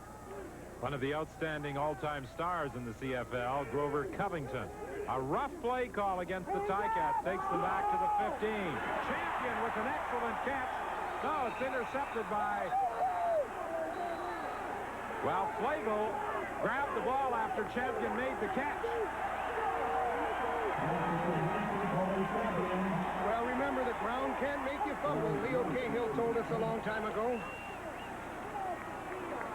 I thought Champion had made the catch, and then suddenly Scott Flagle is going the other way. It must have bounced out of his hands when he came down. It did, and Scott Flagle scooped it up, but the ground cannot make you fumble, and that is a reception for Champion and a first down at the 38. Bernie Schremeyer is piled up at the line of scrimmage. As a matter of fact, he may have lost a yard. We're hardly seeing one set where they don't blitz the linebackers. It's amazing. Both teams are either blitzing linebackers or defensive backs. Both teams trying to pressure the opposing quarterbacks. I think the running game is what keeps them honest. Schremeyer, of course, ran right into the blitzing linebacker and didn't have any room to go. Champion wide to the left, Winfield to the right, 2nd and 11. Rocky DiPietro is the man Kerrigan was looking for. DiPietro and Flagle have some words as the two of them collided as DiPietro was looking back for that pass. Flagle was trying to disguise the coverage. He didn't want to show it to the quarterback, so he laid off of DiPietro. Had that ball been thrown better, Rocky would have had a long, long way to go and a nice reception.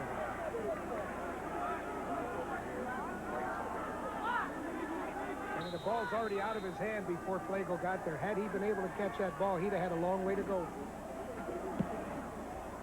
Osbaldiston's 3rd down punt. It bounces away from Drawhorn. Give you one guess. Yes, that's Terry Wright. Make the tackle on Anthony Drawhorn. A 46-yard punt by Osbaldiston. Well, Joe, earlier you talked about some reward that Terry Wright might receive for his special teams play. Maybe he's just interested in keeping his job. Or maybe he's going to take Drawhorn's head and put it up on the wall. He was going after him on that one. 1st and 10, the toss to Barnes, and very quickly it is Brian Hill breaking through to make a tackle, and he celebrates a sack. Ticats are impressive. They're very active on defense. They've sort of changed their whole complexion.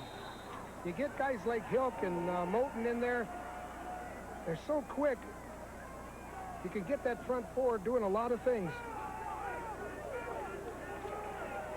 Out of the University of Akron, Brian Hilk has made some key tackles tonight for the Hamilton Ticats. The Ticats showing blitz. Here they come. Damon Allen is run out of bounds. Joe Campbell was after him from behind, and Moulton came up to close off any sideline running room, but there's also a penalty flag back at the line of scrimmage. Now Damon was looking. He tried to get some help from some of those receivers. Your receivers have got to go into a scramble pattern. When the quarterback scrambles, receivers have got to help. They've got to help the quarterback. 3rd down. Brian Illebrun was guilty of the holding call. He actually hauls down Bailey. That wasn't holding, that was kidnapping. He got a hold of him and just brought him right down with him. Well, they certainly had Ottawa outnumbered at the line of scrimmage. They were sending everybody, and they forced the Rough Riders to punt on 3rd down. An excellent kick by Baker. Mazzoli waits for it at the 30. There's another penalty flag. as Mazzoli brings it inside the 45, but there's a penalty flag on the near side of the field away from the play. A 39-yard return by Mazzoli. Oh, the fans are upset, and I'm getting a little upset too. Every kick there's a penalty. Now somebody's either got to start coaching, or somebody's got to stop throwing flags. That took place over on the near sidelines. The play was over on the far sidelines at about the same time Mazzoli was being tackled. I think there are times that officials could use some judgment. It was going to have absolutely no bearing on the play. Hamilton, legal block, number 35, first down. You know, one of the most exciting things about the Canadian Football League is the punt returning and the kick returning. And when we see them brought back so often, I mean, come on, let's have a little chance here to hit somebody on the side. That's legal. You're allowed to hit him on the side. There's the special teams coaches. And I don't blame them. They should be upset. I mean, you're allowed to get your headgear on that man. If you're on the side and you screen him, that's not a clip. The idea is to protect players from blocking below the waist and to not grab him. I didn't see either one of those things happen. So another good return by Mazzoli goes for naught. Kerrigan throws, completes the pass for a first down. Champion decked by Charles Wright. Charles Wright into the ball game as the Rough Riders have done some juggling with the injury to Andre Francis. Charles Gordon has moved to the left corner, and Charles Wright has taken over at the right corner. Watch Tony Champion go up for the football. This is when you're not even worried about how you return to land.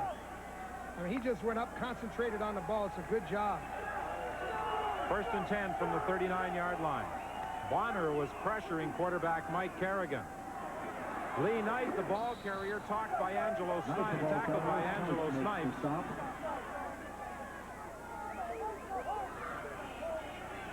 Well, John Gregory likes to get that football out there to the running backs, particularly after a nice pass play. But Snipes, unblocked, comes over and makes the stop for about 3-yard gain.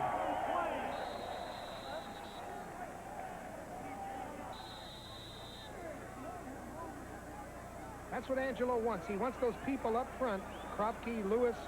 He wants them to control the 3 center and guards, and then he's able to scrape off and make tackles. Of course, this guy looks like he's already been tackled. Second and 7, 8:42 remaining in the third quarter. Hamilton leading Ottawa 12-9.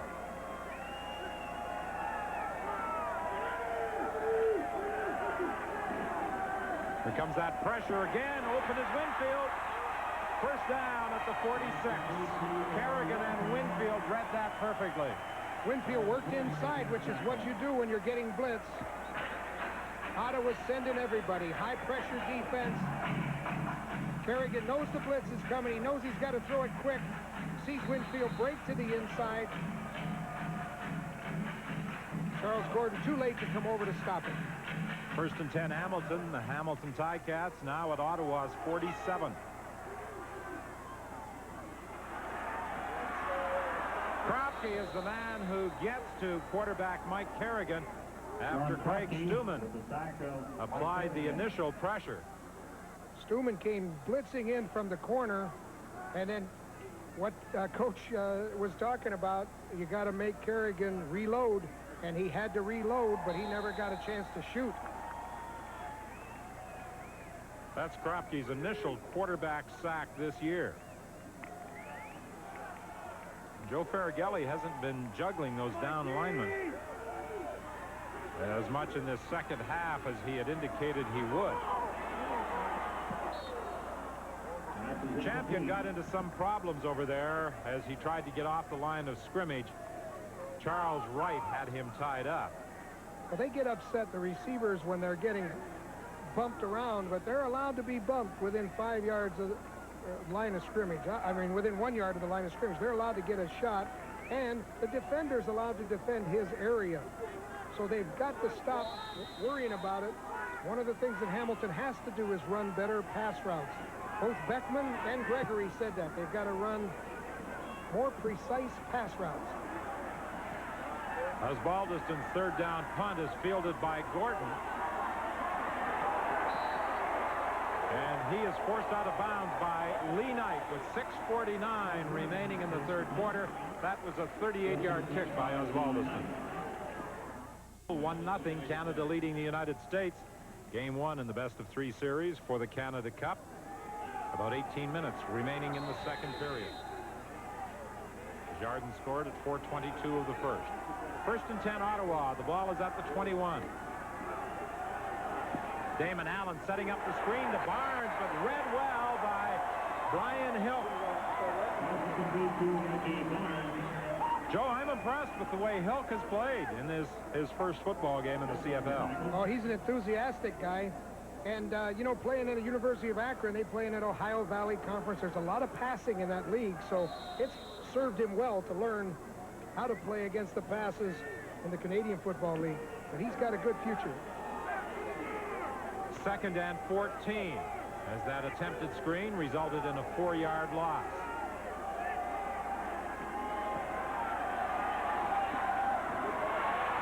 Allen pulls it down, looks again, flips it out to Conrad, and Conrad is bounced out of bounds at the 30.5 by Wilkerson.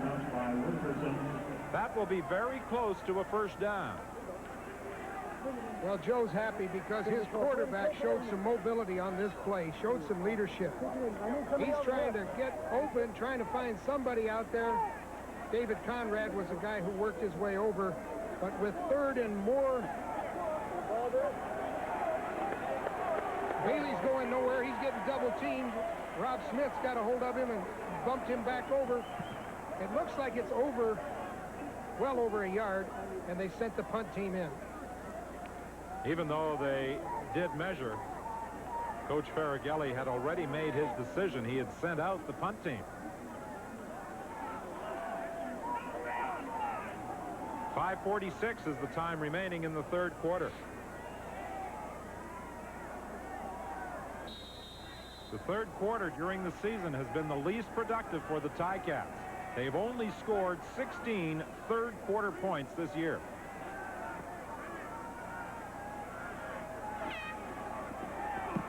They haven't got any so far tonight. Mazzoli. This will be another good return. He may alter that third-quarter shutout, and he does.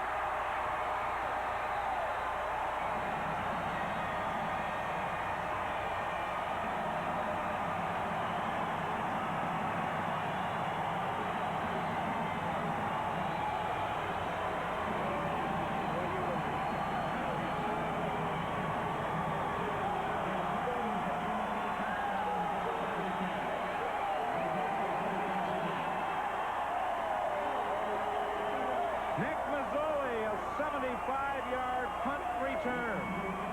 Now Nick gets the ball and he dribbles it, and a lot of times that happens. That lets the defense get downfield, but look at the blocking he gets. Good job of finding a seam, and then he outruns everybody, and Nick Mazzoli can run like he did in Simon Fraser so many times. Good speed by Nick Mazzoli. A Simon Fraser graduate, a #1 draft choice of the Hamilton Ticats, opted instead to attend the training camp with the Seattle Seahawks and then signed with the Ticats on August the 8th, his 23rd birthday. When Mazzoli dropped the ball, he had to come back, take a look at it, but that let the coverage come down tight. Now he got a seam. And like it happens so many times, when you get a seam, he's gone. He just outruns everybody. That's an All-American. The first All-American is Simon Fraser, Division II. Mazzoli, a Hamilton product, and he delivers for the Ticats on a 75-yard punt return. It's 19-9 with the point after by Paul Osbaldiston. Well, John Gregory said that he wanted to get the special teams to where they were competitive, and I know he must be happy.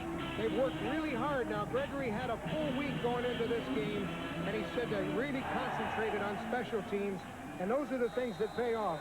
That extra work on special teams, it's starting to show. Gordon on the kickoff return, and he is tripped up by number 7, Terry Wright.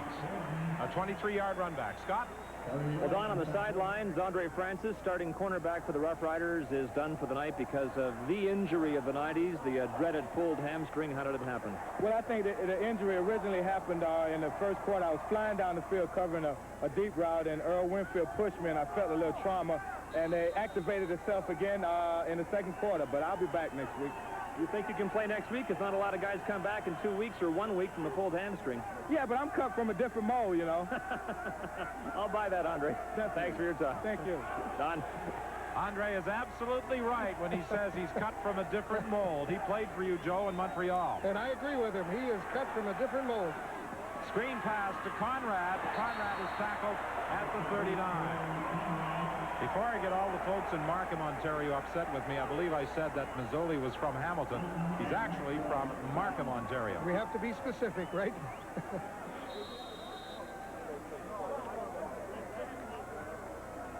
Well, let's watch this man, number 7, Terry Wright, make another tackle on special teams. That's how it's done. Well, he's done a lot of that tonight. He's doing the right thing. With the W in front of the R. Barnes breaks one tackle, breaks the second tackle, and gets beyond the 50-yard line before being stopped by Vernon Maxwell. Well, you probably wonder why we said at the top of the game, going into the ball game, that the running backs were going to have so much to do with the offense tonight, not only running, but catching the ball. When you blitz, you have to cover the running backs, usually with somebody you don't want to cover them with, like a linebacker. And the running backs are usually faster than linebackers, so there's Barnes beating Maxwell. 1st and 10 from the 51. Damon Allen is forced to pull it down. Now he throws incomplete. Gerald Wilcox really took a hit from Bobby Dawson as he was reaching for the ball. Well, Bobby Dawson hit him where there's no pads. Receivers don't like to get hit in that area. It's where you breathe, too, so it makes it double tough. Watch Dawson come up on him. When you're extended with your arms up, oh, that just knocks a little wind out of you. Damon Allen has completed 13 of 20 attempts for 102 yards, 1 touchdown, 1 interception. He's looking at 2nd and 10. Here comes the pressure. He gets the pass away to James Ellingson. He fumbles the football. It's picked up by the Rough Riders, and Wilcox carries to the 11. Well, that's the old hitch and trailer. Modified. That's a modified style of. Weisman was coming up on the blitz. Allen saw that, but watch, Allen is pressured here. He's almost smothered, but he does get the football away. Bailey was all over him. He got the football away. Nice catch by Ellingson, and then that was a dribble and another pickup. 29 yards for Ellingson, 19 for Wilcox, for a net gain of 48. See, Bailey's all over him. He's lucky he got the ball off. 1st and 10, Damon Allen flips it out to Barnes. He'll score. Damon Allen's pass is complete to Reggie Barnes for the Rough touchdown. We talked about the hit that Wilcox took earlier. You saw that he is having some problems breathing on the sidelines. That pass, Allen to Barnes, a play similar to one that worked successfully last week against the BC Lions. They send 4 receivers to one side, and that running back is usually the target. That's the guy they like to get it to because the backer can't possibly get out there to cover him.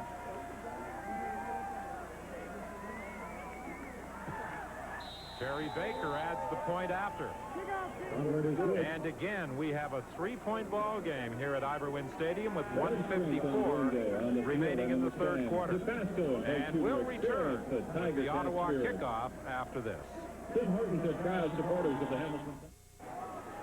The Rough Riders came back very quickly. 5 plays. They moved the football 74 yards. An 11-yard pass to Barnes, producing the touchdown. His 3rd touchdown this season as a pass receiver. His 3rd in 2 games. He had a pair against BC. Nick Mazzoli looking for some blocking help, trying to outrun Charles Wright, but he can't get away from him. An 18-yard run back. Mazzoli earlier with that 75-yard punt return touchdown. There's another flag and an illegal block being assessed against Ottawa. Making the tackle, penalty marker on the play. Well, Reggie Barnes does so much for that team. He can run the traps, he can run the search, and he can catch that football. Number 7. Watch him look the ball in. Not a hard, that was not an easy catch, but he took it, got his hips turned back around, and went in for the score. Well, Terry Wright has really been involved in special teams, making tackles for Hamilton. That time an illegal block as he knocked down Charles Gordon. 1st and 10. The ball is at the 21. Handoff inside to Jamie Morris, resulting in a gain of 6, maybe even 7 yards. Anthony Drawhorn and Lloyd Lewis combined to make the tackle. Morris has that potential to break tackles because he is so low to the ground. He reminds you of a John Volpe, or he looks like a Pinball Clements. He's underneath your pads and he keeps digging those legs. 2nd and 4, Hamilton. We're into the final minute of the 3rd quarter. Tony Champion makes the catch at the 52. A gain of 25.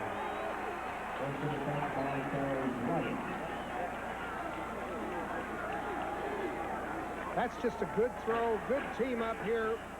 Kerrigan puts that air under the football. Tony Champion gets the separation, pulls the ball in. Nice combination. Nice touch by Mike Kerrigan to put that ball over the head of the defender, Charles Wright. Put it the only place he could catch it. Tony Champion adjusted well. 1st and 10 from the 52. Penalty flag. Jamie Morris runs into Scott Flagle. He initially was pushing Flagle back, and then the safety prevailed and won the battle. But there was a penalty flag on the far side of the field. Angelo Snipes may have been offside. Once again, Kerrigan probably anticipating the blitz, delayed the count to let them jump. Ottawa, offside, number 91. 1st down repeated. It was indeed Angelo Snipes who moved prematurely. It will be 1st and 5 now. The ball at the 53 of Ottawa. I think Kerrigan's finding out how to control the blitz. That's to go in long snaps, long counts. That gets the defense jumping. That time he went on the quick count. And Jamie Morris will run out of room on the far side of the field. 1 second remains in the 3rd quarter. Patrick Wayne came over to make the tackle. They just strung that play out. There was no place for Morris to go. He wanted to get around the corner. Well, apparently that was the final play of the 3rd quarter. 19-16, Hamilton leads.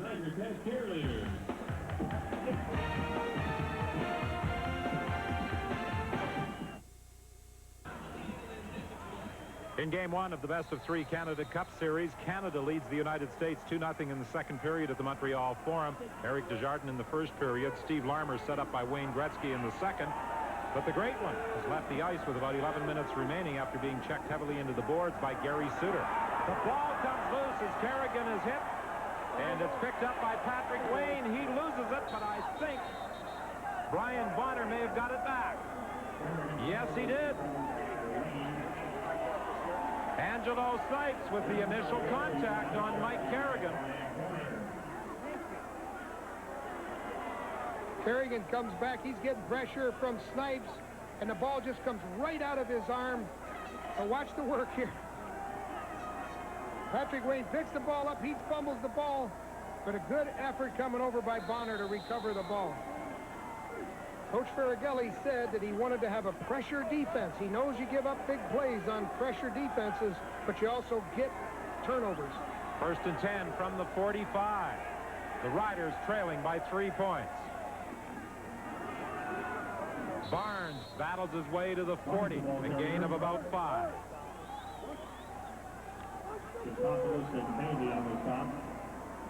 Statistically, the Rough Riders have a slight edge, but they trail by 3. I think that's the turnovers. If they hadn't had the 2 turnovers, it would be a very even ball game at this point.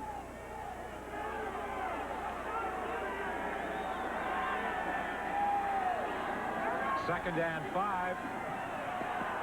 Allen comes back to Eddie Brown, who has scored the lone touchdown. He gets a first down. He stopped at the 32. In that August 24th game, when Ottawa beat Hamilton 24-19, Hamilton led 16-13 at the half and 18-13 after 3 quarters, but 11 straight points in the 4th quarter resulted in an Ottawa victory. 2 veteran Canadians concerned with what they are witnessing, Wally Zatilny and Rocky DiPietro.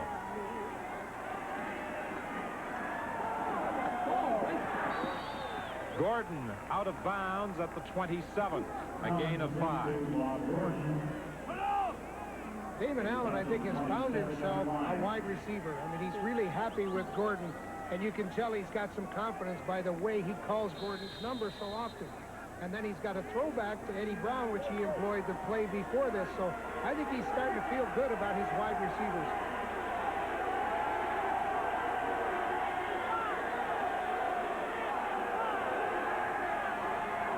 Second and 5. Allen will run. He's got some room. He gets a first down inside the 20-yard line. Allen's calling a lot of plays from the line of scrimmage. He's calling audibles. He's checking off. He reads the coverages. He's been keeping his eye on the free safety. And whenever he sees Todd Wiseman start to come over to cover one side or the other, he's been able to determine where the blitz is coming.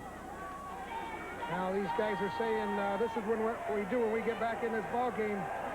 Jamie, we want you to get down deep, one-on-one. Damon Allen fake, didn't fool John Moulton. Moulton stays with Allen, but the quarterback escapes and scores. You got to credit the receivers with that. They stayed with their defenders. He gave Damon Allen the opportunity to get it going. Watch Damon cut back inside of the block on Todd Wiseman. Watch Palmer come up, get a nice block here on Wiseman, giving Damon Allen, there it is, giving Damon Allen the chance to cut it back. He's in for the touchdown. This kind of game Damon Allen needs. John Congemi into hold for the point after by Terry Baker. And for the first time in the football game, the Ottawa Rough Riders and will return with the Ottawa kickoff after this.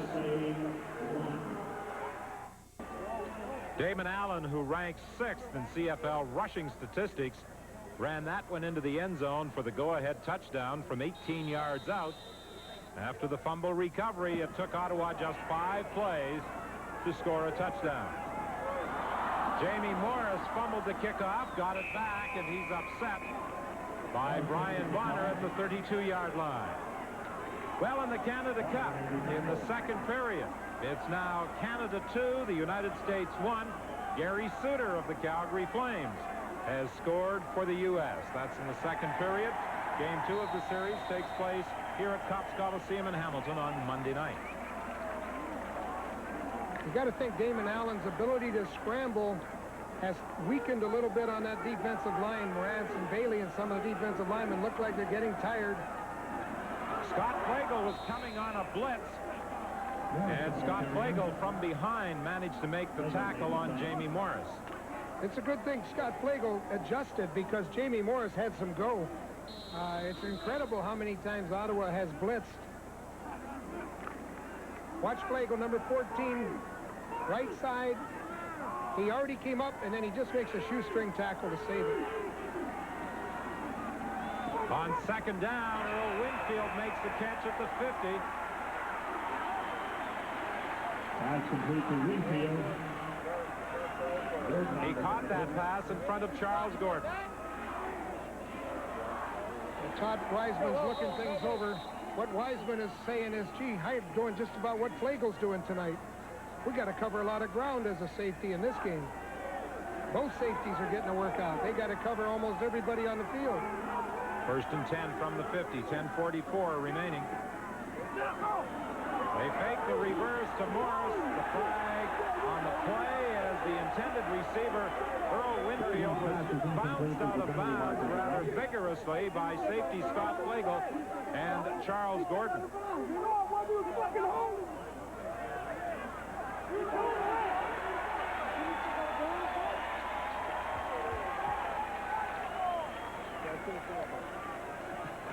Ottawa, forward pass interference from the 26th, first down Hamilton. Charles Gordon was called by the officials, and that's a first down Hamilton. The ball is at the 49. Yeah, Charles gave him a real tight hug so that he wouldn't get free.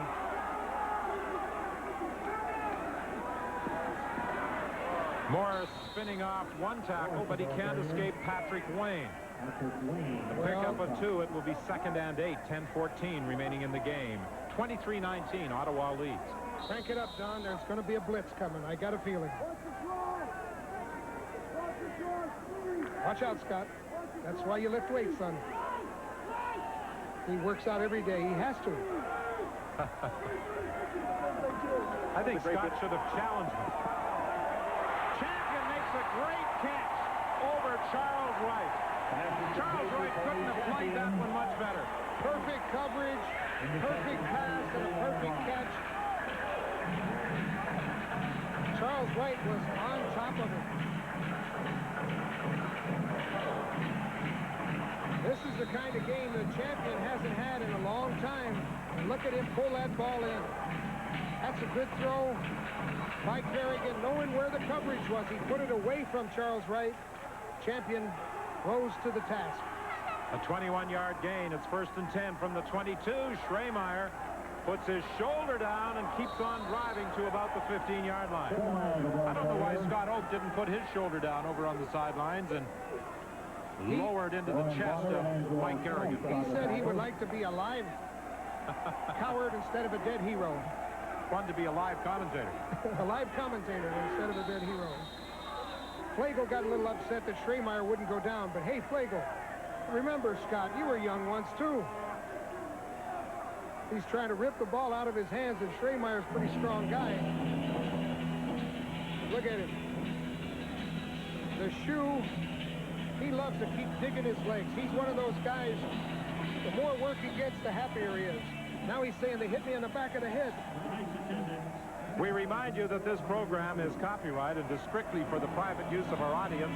Any reproduction, retransmission, exhibition, or distribution in whole or in part without the express written consent of the Canadian Broadcasting Corporation is strictly prohibited.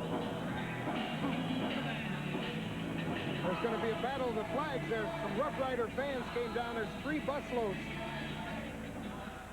And well, either that bike is too small or his feet are too big. I don't think he's an athlete. Lee Knight comes into the game to replace Schremeyer. Second and 5, Hamilton. Kerrigan's pass complete to Champion. Touchdown.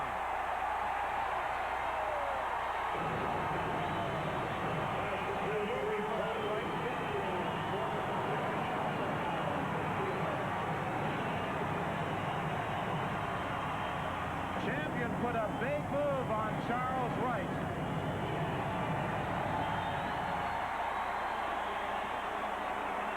Watch Kerrigan on a 3-step drop. He gets it right through Patrick Wayne's hands, almost into your living room.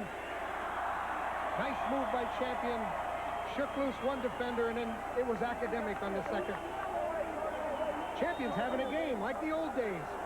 Who said he was washed up? Paul Osbaldiston restores Hamilton's 3-point lead. with 8:49 remaining. We'll be back with the Ticat kickoff after this.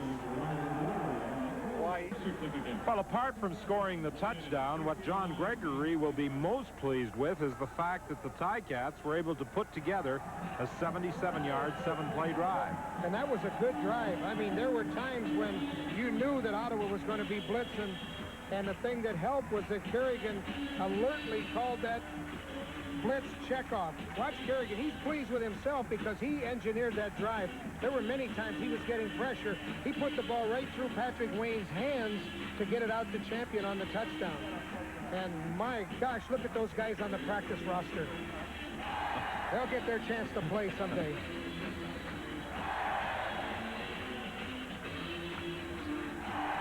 Well, the mascot isn't going to get a chance to play, but he is having fun here at Ivor-Wynne Stadium tonight. 26-23, the Ticats lead Ottawa.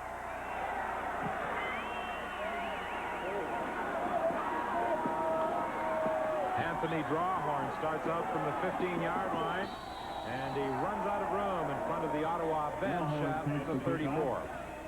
A 22-yard run back after a 62-yard kickoff.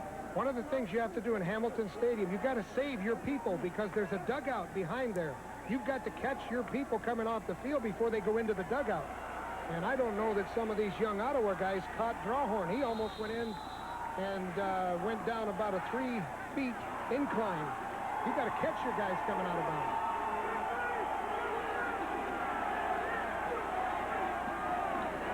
Penalty flags all over the place. Just as the ball was snapped, a procedure call against Ottawa. Both guards tried to pull in different directions, so they moved before the ball.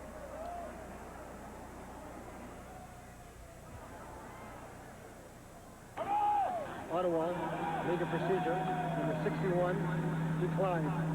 Second down. The penalty on Brian Illebrun declined by Hamilton. You see Illebrun on the right side, number 61, up out of his stance prior to the ball being snapped. Actually, they could have called both guards. Gerald Roper also moved.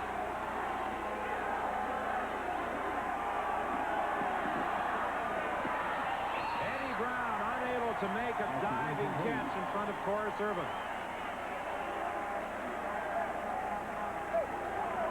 Now, Damon Allen knew that he had one-on-one coverage, and Eddie Brown started to work his defender. Watch him come back, but the ball is outside,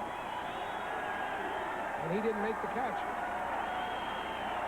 What do they say in the pros? If it hits you in the hands, you got to catch him.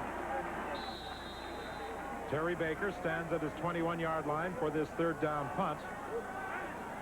He's been averaging 2 yards less than his Hamilton counterpart.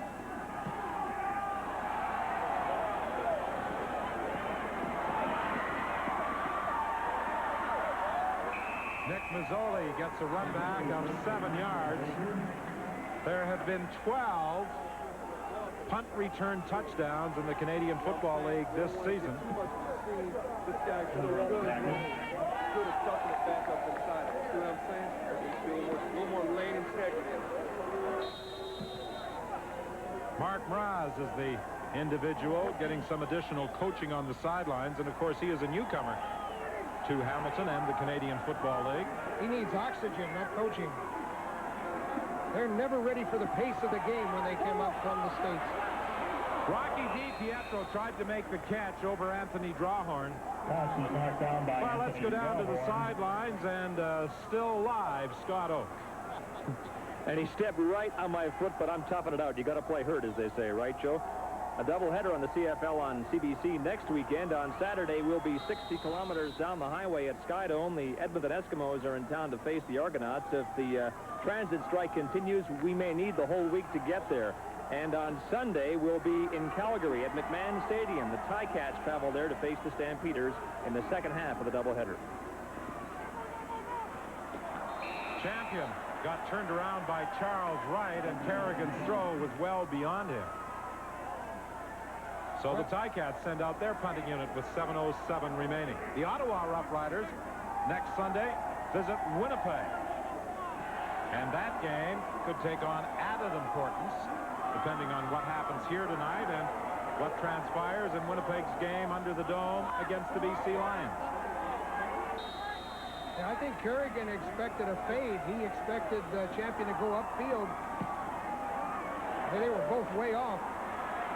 Eddie Brown back to receive the kick. He dodges the first downfield tackler, Wally Zatilny, and then is forced out of bounds by someone other than Terry Wright. A 14-yard return. 6:52 is the time remaining in the fourth quarter. 6:52 is the time remaining at Ivor Wynne, with 26 points on the board for Hamilton, 23 for Ottawa, and the Rough Riders with the football at their own 39-yard line.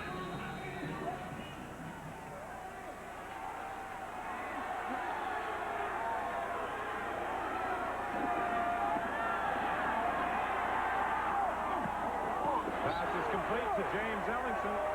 Incomplete, they rule. He was unable to retain control over on the sidelines on the hit by Tim Jackson. Well, Damon put the ball out there. He just never took control of it.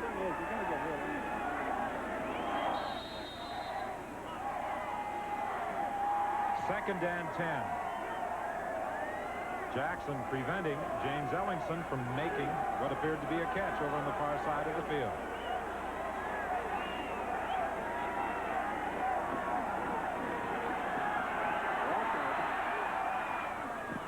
Catch is made by Gerald Wilcox, but he's a good 3 yards shy of a first down. Well, and guess what happened to Damon Allen? David Bailey just came in there and smothered him. Bailey continues the work. It's amazing. We talked about the pace of the game, and guys coming up from the States usually need a little oxygen about this time in the game, but Bailey is really putting out. Watch Bailey just come in and smother Allen. And Allen had to throw the ball short. They didn't get the first down, even though it was completed to Ellingson. David, you're doing a good job.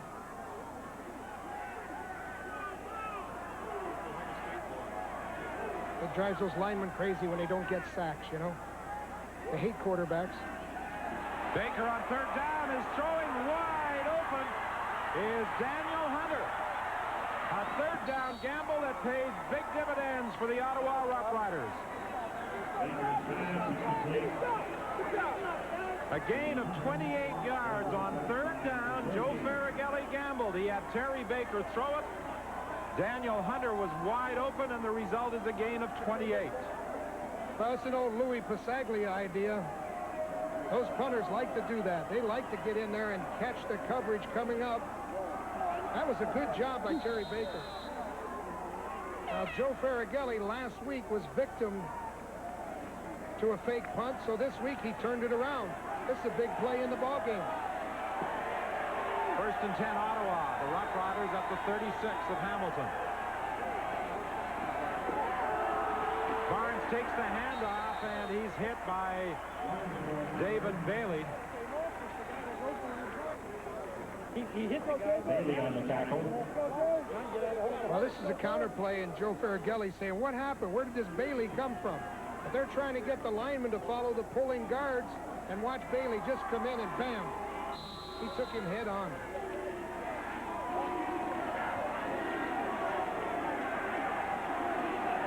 A gain of 2. It's second and 8.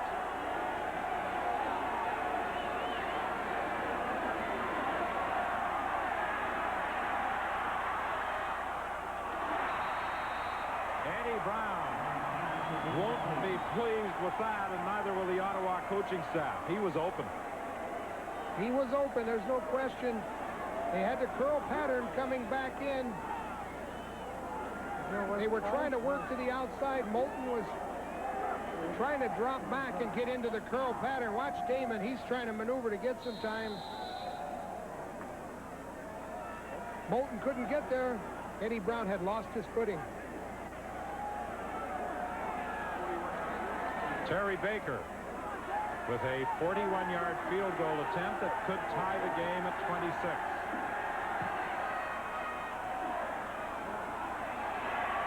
We have already seen 5 overtime games in the CFL this season, and with 4:23 remaining at Iberwin Stadium, the Rough Riders and the Ticats are deadlocked at 26. Scott? Well, Don, tomorrow the pride of Canadian horse racing, Triple Crown winner Dan Smartley challenges an international field in the Molson Export Million. The morning line favorite, Fly So Free, may be scratched. He stepped on a stone during cool down yesterday, bruised his foot.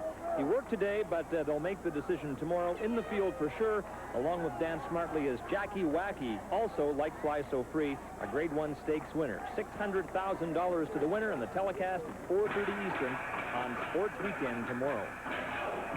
Yes, a big race tomorrow on CBC Sports Weekend. Fly So Free, the 1990 champion 2-year-old colt in North America.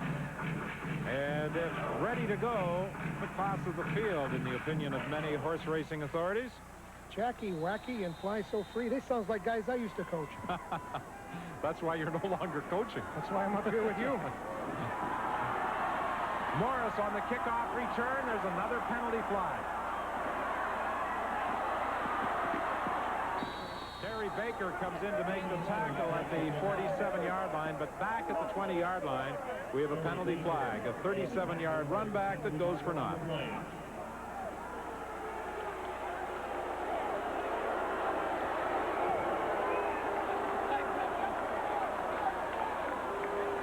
Terry Baker should have watched our halftime show where Trevor Kennard of the Winnipeg Blue Bombers got involved in making a tackle, injured his back. Those kickers don't want to get involved in making too many tackles. Hamilton, illegal block, and the 39, first down. Of course, Terry's a big guy. I mean, he's a little bigger than Trevor. A few years ago, Winnipeg had a play with Trevor Kennard, a direct snap on short yardage. He only ran it a couple of times, but he was so small he would squirt underneath guys. Well, Trevor's tough. There's no question about his toughness. Rocky DiPietro is unable to one-hand the throw from Mike Kerrigan. 699 career receptions. He opened the game with a big catch. They haven't been able to get the ball to him since. Well, I thought he was going to get that one because he was right inside on Anthony Drawhorn. Once again, they were in man coverage, blitz. Everybody coming up, no free safety. Rocky would have had a lot of yardage if he had caught it. He's come back big time this season after missing most of last year and making only 13 catches. Winfield had Charles Gordon all over him. And look at John Gregory. He went running down the sidelines, and there's a penalty flag. And I think it's going to go against the Ticats. There's another one. As Earl Winfield smashes his helmet on the ground, John Gregory went running down the sidelines when he saw that there was no penalty flag. He felt that Charles Gordon should have drawn a penalty flag for his coverage on Earl Winfield. Winfield was up for the ball and felt that he was contacted and didn't have a chance to bring the ball in. Well, they're talking about it now, and I don't know if they're talking about the call, if it was a catchable throw. I don't know what they're talking about. They're attempting to cool Earl Winfield down. But I think the initial call may have gone against Gregory. Hamilton, number 1, objection of conduct. Hamilton, number 1, objection of conduct. Dead ball foul. It's third down. Not only do they get penalized half the distance to the goal line, but with the dead ball foul, they are now in a third down situation and are punting from the end zone. Well, they're where they don't want to be, that's for sure. They're down on the 2-yard line. Got to punt the ball out. They're sure to have, Ottawa's sure to have good field position. Now, is there any possibility that Hamilton might concede a safety? No, they won't concede a safety touch.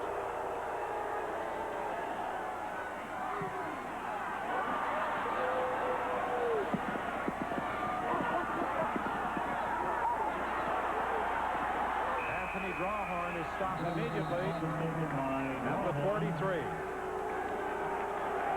What Winfield is upset about, that ball has been thrown to him. He puts the hands up, felt like there was contact before the ball got there. He felt like he judged the ball properly. John Gregory felt the same way. He's running over to talk to the official. Now Winfield is really smoking. He took his headgear off and banged it on the ground. What's the matter with you? This guy's pulling me down, pulling me by the jersey. That's interference. Now he's telling Kerrigan, you threw a good pass to me. Reggie Barnes gets inside the 40-yard line. Vernon Maxwell made the tackle. Miles Gurrell this evening, 224th CFL game. 3:01 the time remaining here at Iverwin Stadium. John Gregory has seen his team lead throughout most of this football game, but now, with only 3:01 remaining, the Ottawa Rough Riders are in scoring position. Second down at the Hamilton 38. Second and 6 Ottawa. Damon Allen throws to the sidelines, and Gordon is open. He'll score.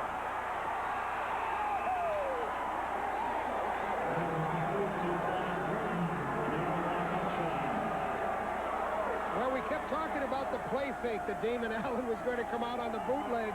We finally got it. Damon faked the ball to Reggie Barnes, came back out on the play fake. And as Coach Joe Faragelli said, this Bobby Gordon in practice, he looks like a receiver.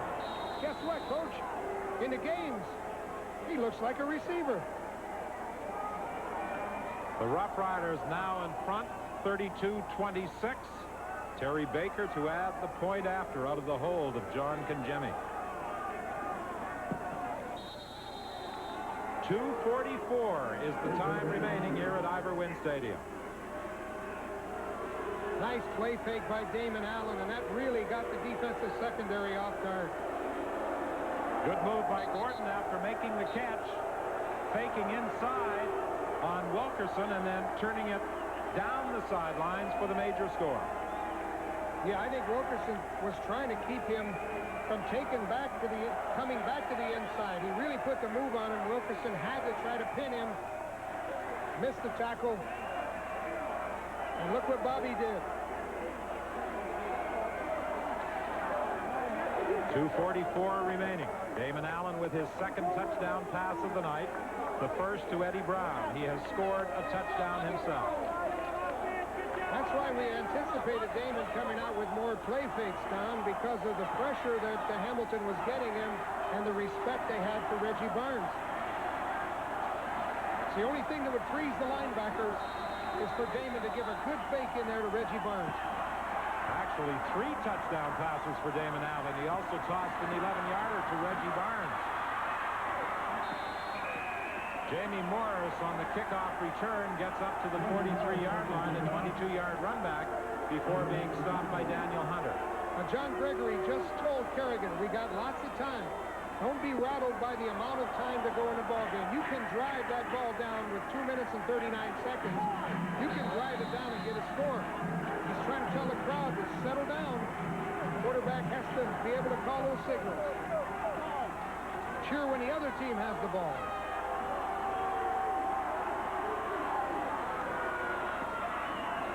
First and 10, way over the head of Tony Champion. Now Kerrigan was pressured. There's a crossing stunt inside. And they were right in on Kerrigan. We got 3 balls, sir. 2:33 remaining in the game. 33-26. Ottawa leads Hamilton. Game following a somewhat similar pattern to the last time they met at Iverwin Stadium, when Ottawa came from behind in the 4th quarter. Earl Winfield takes a hit from Scott Flagel as he was reaching for that football. Yeah, he got ricocheted. He's way up for the ball. He's really vulnerable on that.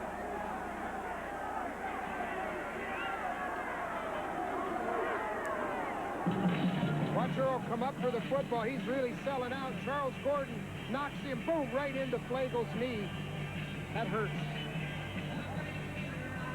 I think they may have locked knees, and Earl Winfield certainly got the worst of it.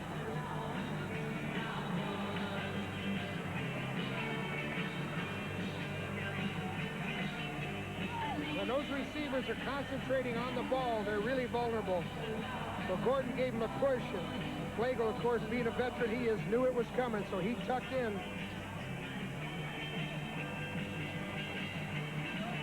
Perhaps in this replay, we can see where the contact was made. It looked as though they may have banged knees. Winfield reaching for his right knee, and that appears to be the part of his anatomy that is receiving the most attention.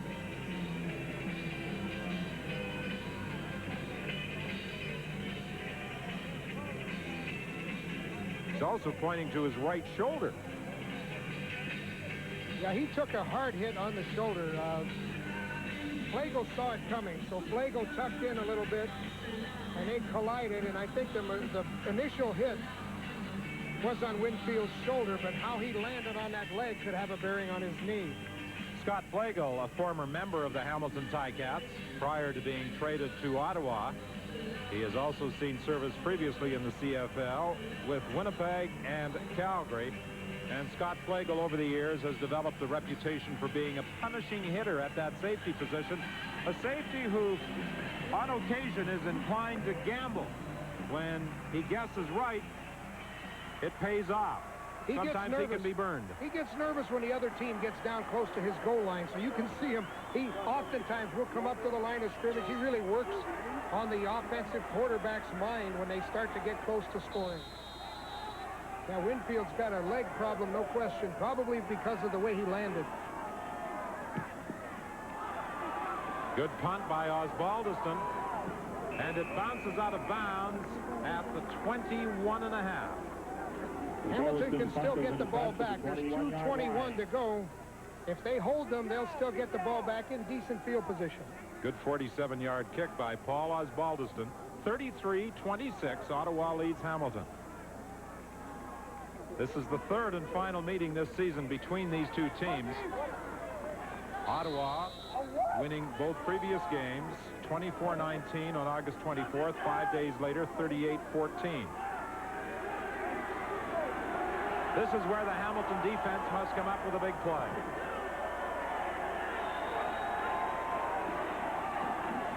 Barnes, the ball carrier, he's stopped by Bailey. Barnes, the ball carrier, he's stopped by Bailey. The first contact came from Peter Giftopoulos, and then Bailey finished the job. Regardless of what happens over the balance of the season, I think the Hamilton Tiger Cats have to be pleased with the way they have rebuilt their defense. They have some talented players out there, some good newcomers. John Moten, David Bailey, Mark Mraz, and Brian Hill. Well, John Gregory said that he wanted to see what they could come up with defensively. He likes their secondary. He wants to get better pass rush. Allen got that play away just in time. He beat the 20-second clock by 1 second. And Eddie Brown loses the football, but I believe the whistle had gone prior to that ball popping loose, and Eddie Brown should have a first down.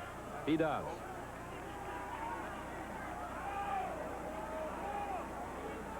.149 is the time remaining. Scott?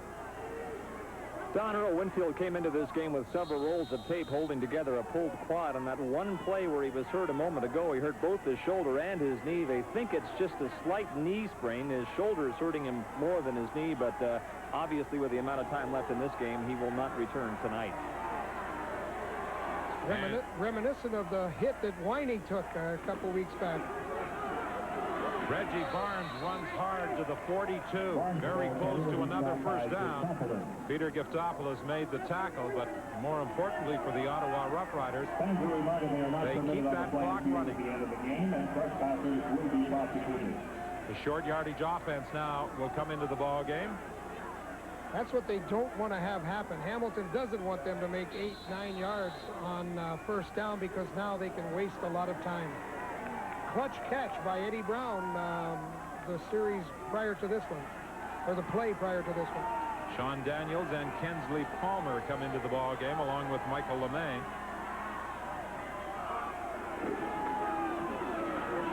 trying to get the first down. It will probably be close enough for a measurement. Mark Mraz stacked things up in the middle. Barnes, the ball carrier.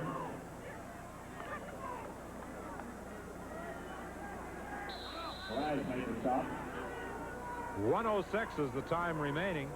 33-26. Ottawa leads Hamilton. You got all the wide receivers waiting to see if they can come back into the ball game because they got the big team in there. Ottawa's wide receivers, they want to come back in. Looks like the little brothers wanting to come back in, play with the big guys. Oh, their little brothers are walking off the field. It's third down, and Joe Faragelli is going after it.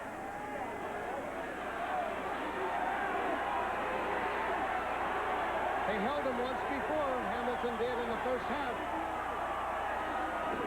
They won't hold them this time as Damon Allen, behind the surge of the right side, dives through to the 45, and with just 51 seconds remaining, the Ottawa Rough Riders have a first down and should be able to take that clock almost down to 0. Here's third down, push him back. You see a nice line surge.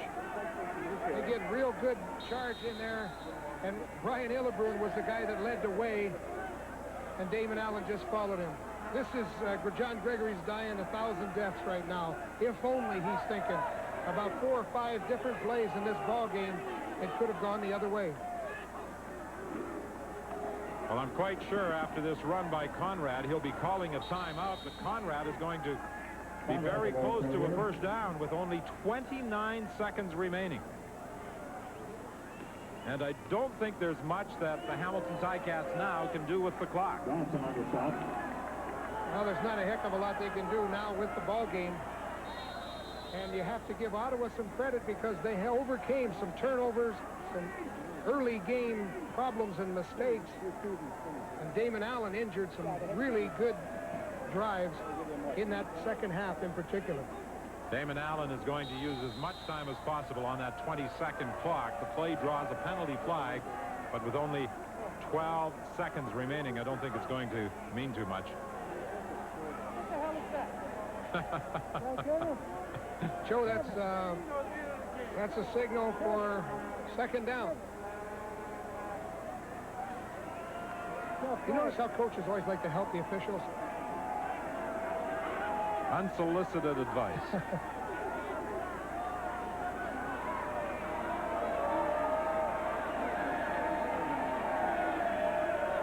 Here's the call. Not yet.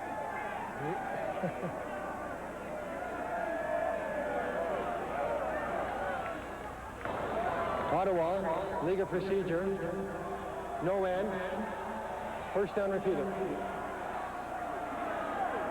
Well, in their eagerness to protect quarterback Damon Allen, they didn't have an end on the line of scrimmage.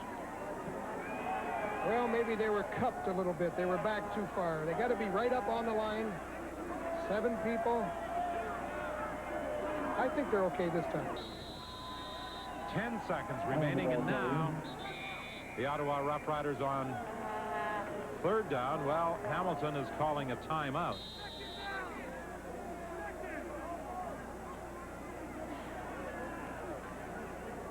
Pardon me, that's only second down because of the penalty.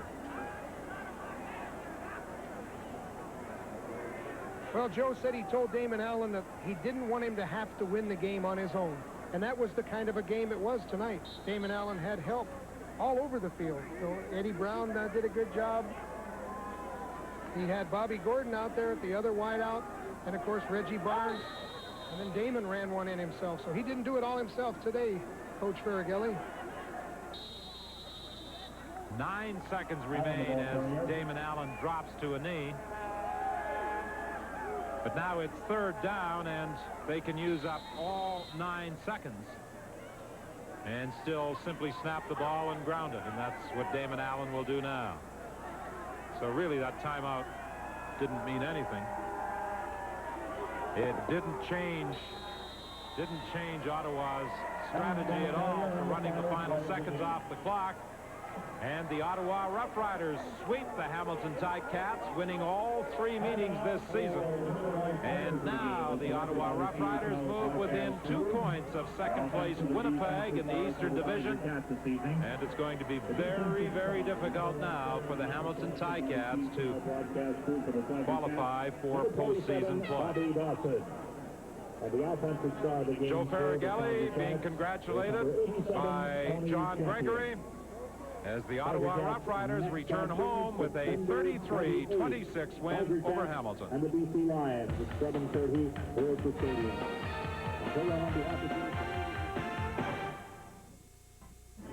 At Iberwin Stadium, the Ottawa Rough Riders have ended a 2-game losing streak, and they used the Hamilton Tiger Cats to do it. The Rough Riders can thank quarterback Damon Allen for this come-from-behind victory. He is our Molson MVP. Quiet in the first half, as were both offenses, but Allen rallied the Riders in the final quarter, took it in himself here with the advantage of a good block, and Ottawa led 23-19. The result of this major score en route to a 33-26 win. Allen also threw 3 touchdown passes in it, and he is our Molson MVP. That touchdown pass to Bobby Gordon, in large part the result of the penalties against Earl Winfield. You got to take advantage of those when you have the chance, and you did. Well, there's no question you have to take advantage of plays like that when the game is really struggling, and I feel you know, we're going to come back and win the ball game. But it was a tough ball game, and they usually play us really tough here in Iberwin. So you have to give their defense a lot of credit. You ever seen the Ticats blitz as much as they did you tonight? Well, they did a good job in the first half, but, you know, it was tough trying to get our rhythm going, and finally we did, but, you know, I'm glad we got the win, and that's the most important thing. Damon, do you feel as though you got the playoff spot locked up in the East now, because it's a tough climb for the Ticats out of last place? Well, it's a tough spot for the Ticats, but still, I think the most important thing for us is just finish strong the rest of the year and not worry about, you know, playoff spot. The main thing is if we play well at the end of the year, then we have an opportunity to do very well in the playoffs, and I think that's the most important. I think our team is really looking for. You know, the playoff spot's nice, but, you know, I want to be ready to play when playoffs start. All right, Damon, congratulations. Thanks for your time. And now here's Don Whitman with Joe Collette. Thank you, Scott. Damon Allen with 3 touchdown passes, and the big one was the one to Bob Gordon late in the game. The coaching staff told us that in practice, Bob Gordon looked like a receiver. He confirmed that in the game tonight. Well, we were waiting for Damon Allen to run that play action, and he ran the play action, got the ball out to Bobby, and Bobby went all the way in for the touchdown, beat his defender, and there's 6 points, deciding points in the ballgame. So the Ottawa Rough Riders complete a sweep of the Hamilton Ticats this season with their win tonight, and now they are just 2 points back of the Winnipeg Blue Bombers in the battle for second place in the East. Scott? Well, Don, in a season of explosive games, this one does not really follow the form chart, as neither team broke 50, but Ottawa did its best to save face for CFL offenses, and now it's going to be an all but impossible climb out of the basement for the Ticats, the result of tonight's loss. 1 week tonight will be at Skydome in Toronto, where the Argonauts will entertain Ron Lancaster's Edmonton Eskimos. The Gizmo, the Pinball, the Rocket, the league's major nicknames will perform there. And don't forget, a $1 million horse race, the Molson Export Million from Woodbine on Sports Weekend at 4:30 Eastern tomorrow afternoon. Thanks for watching tonight. Good night from Hamilton.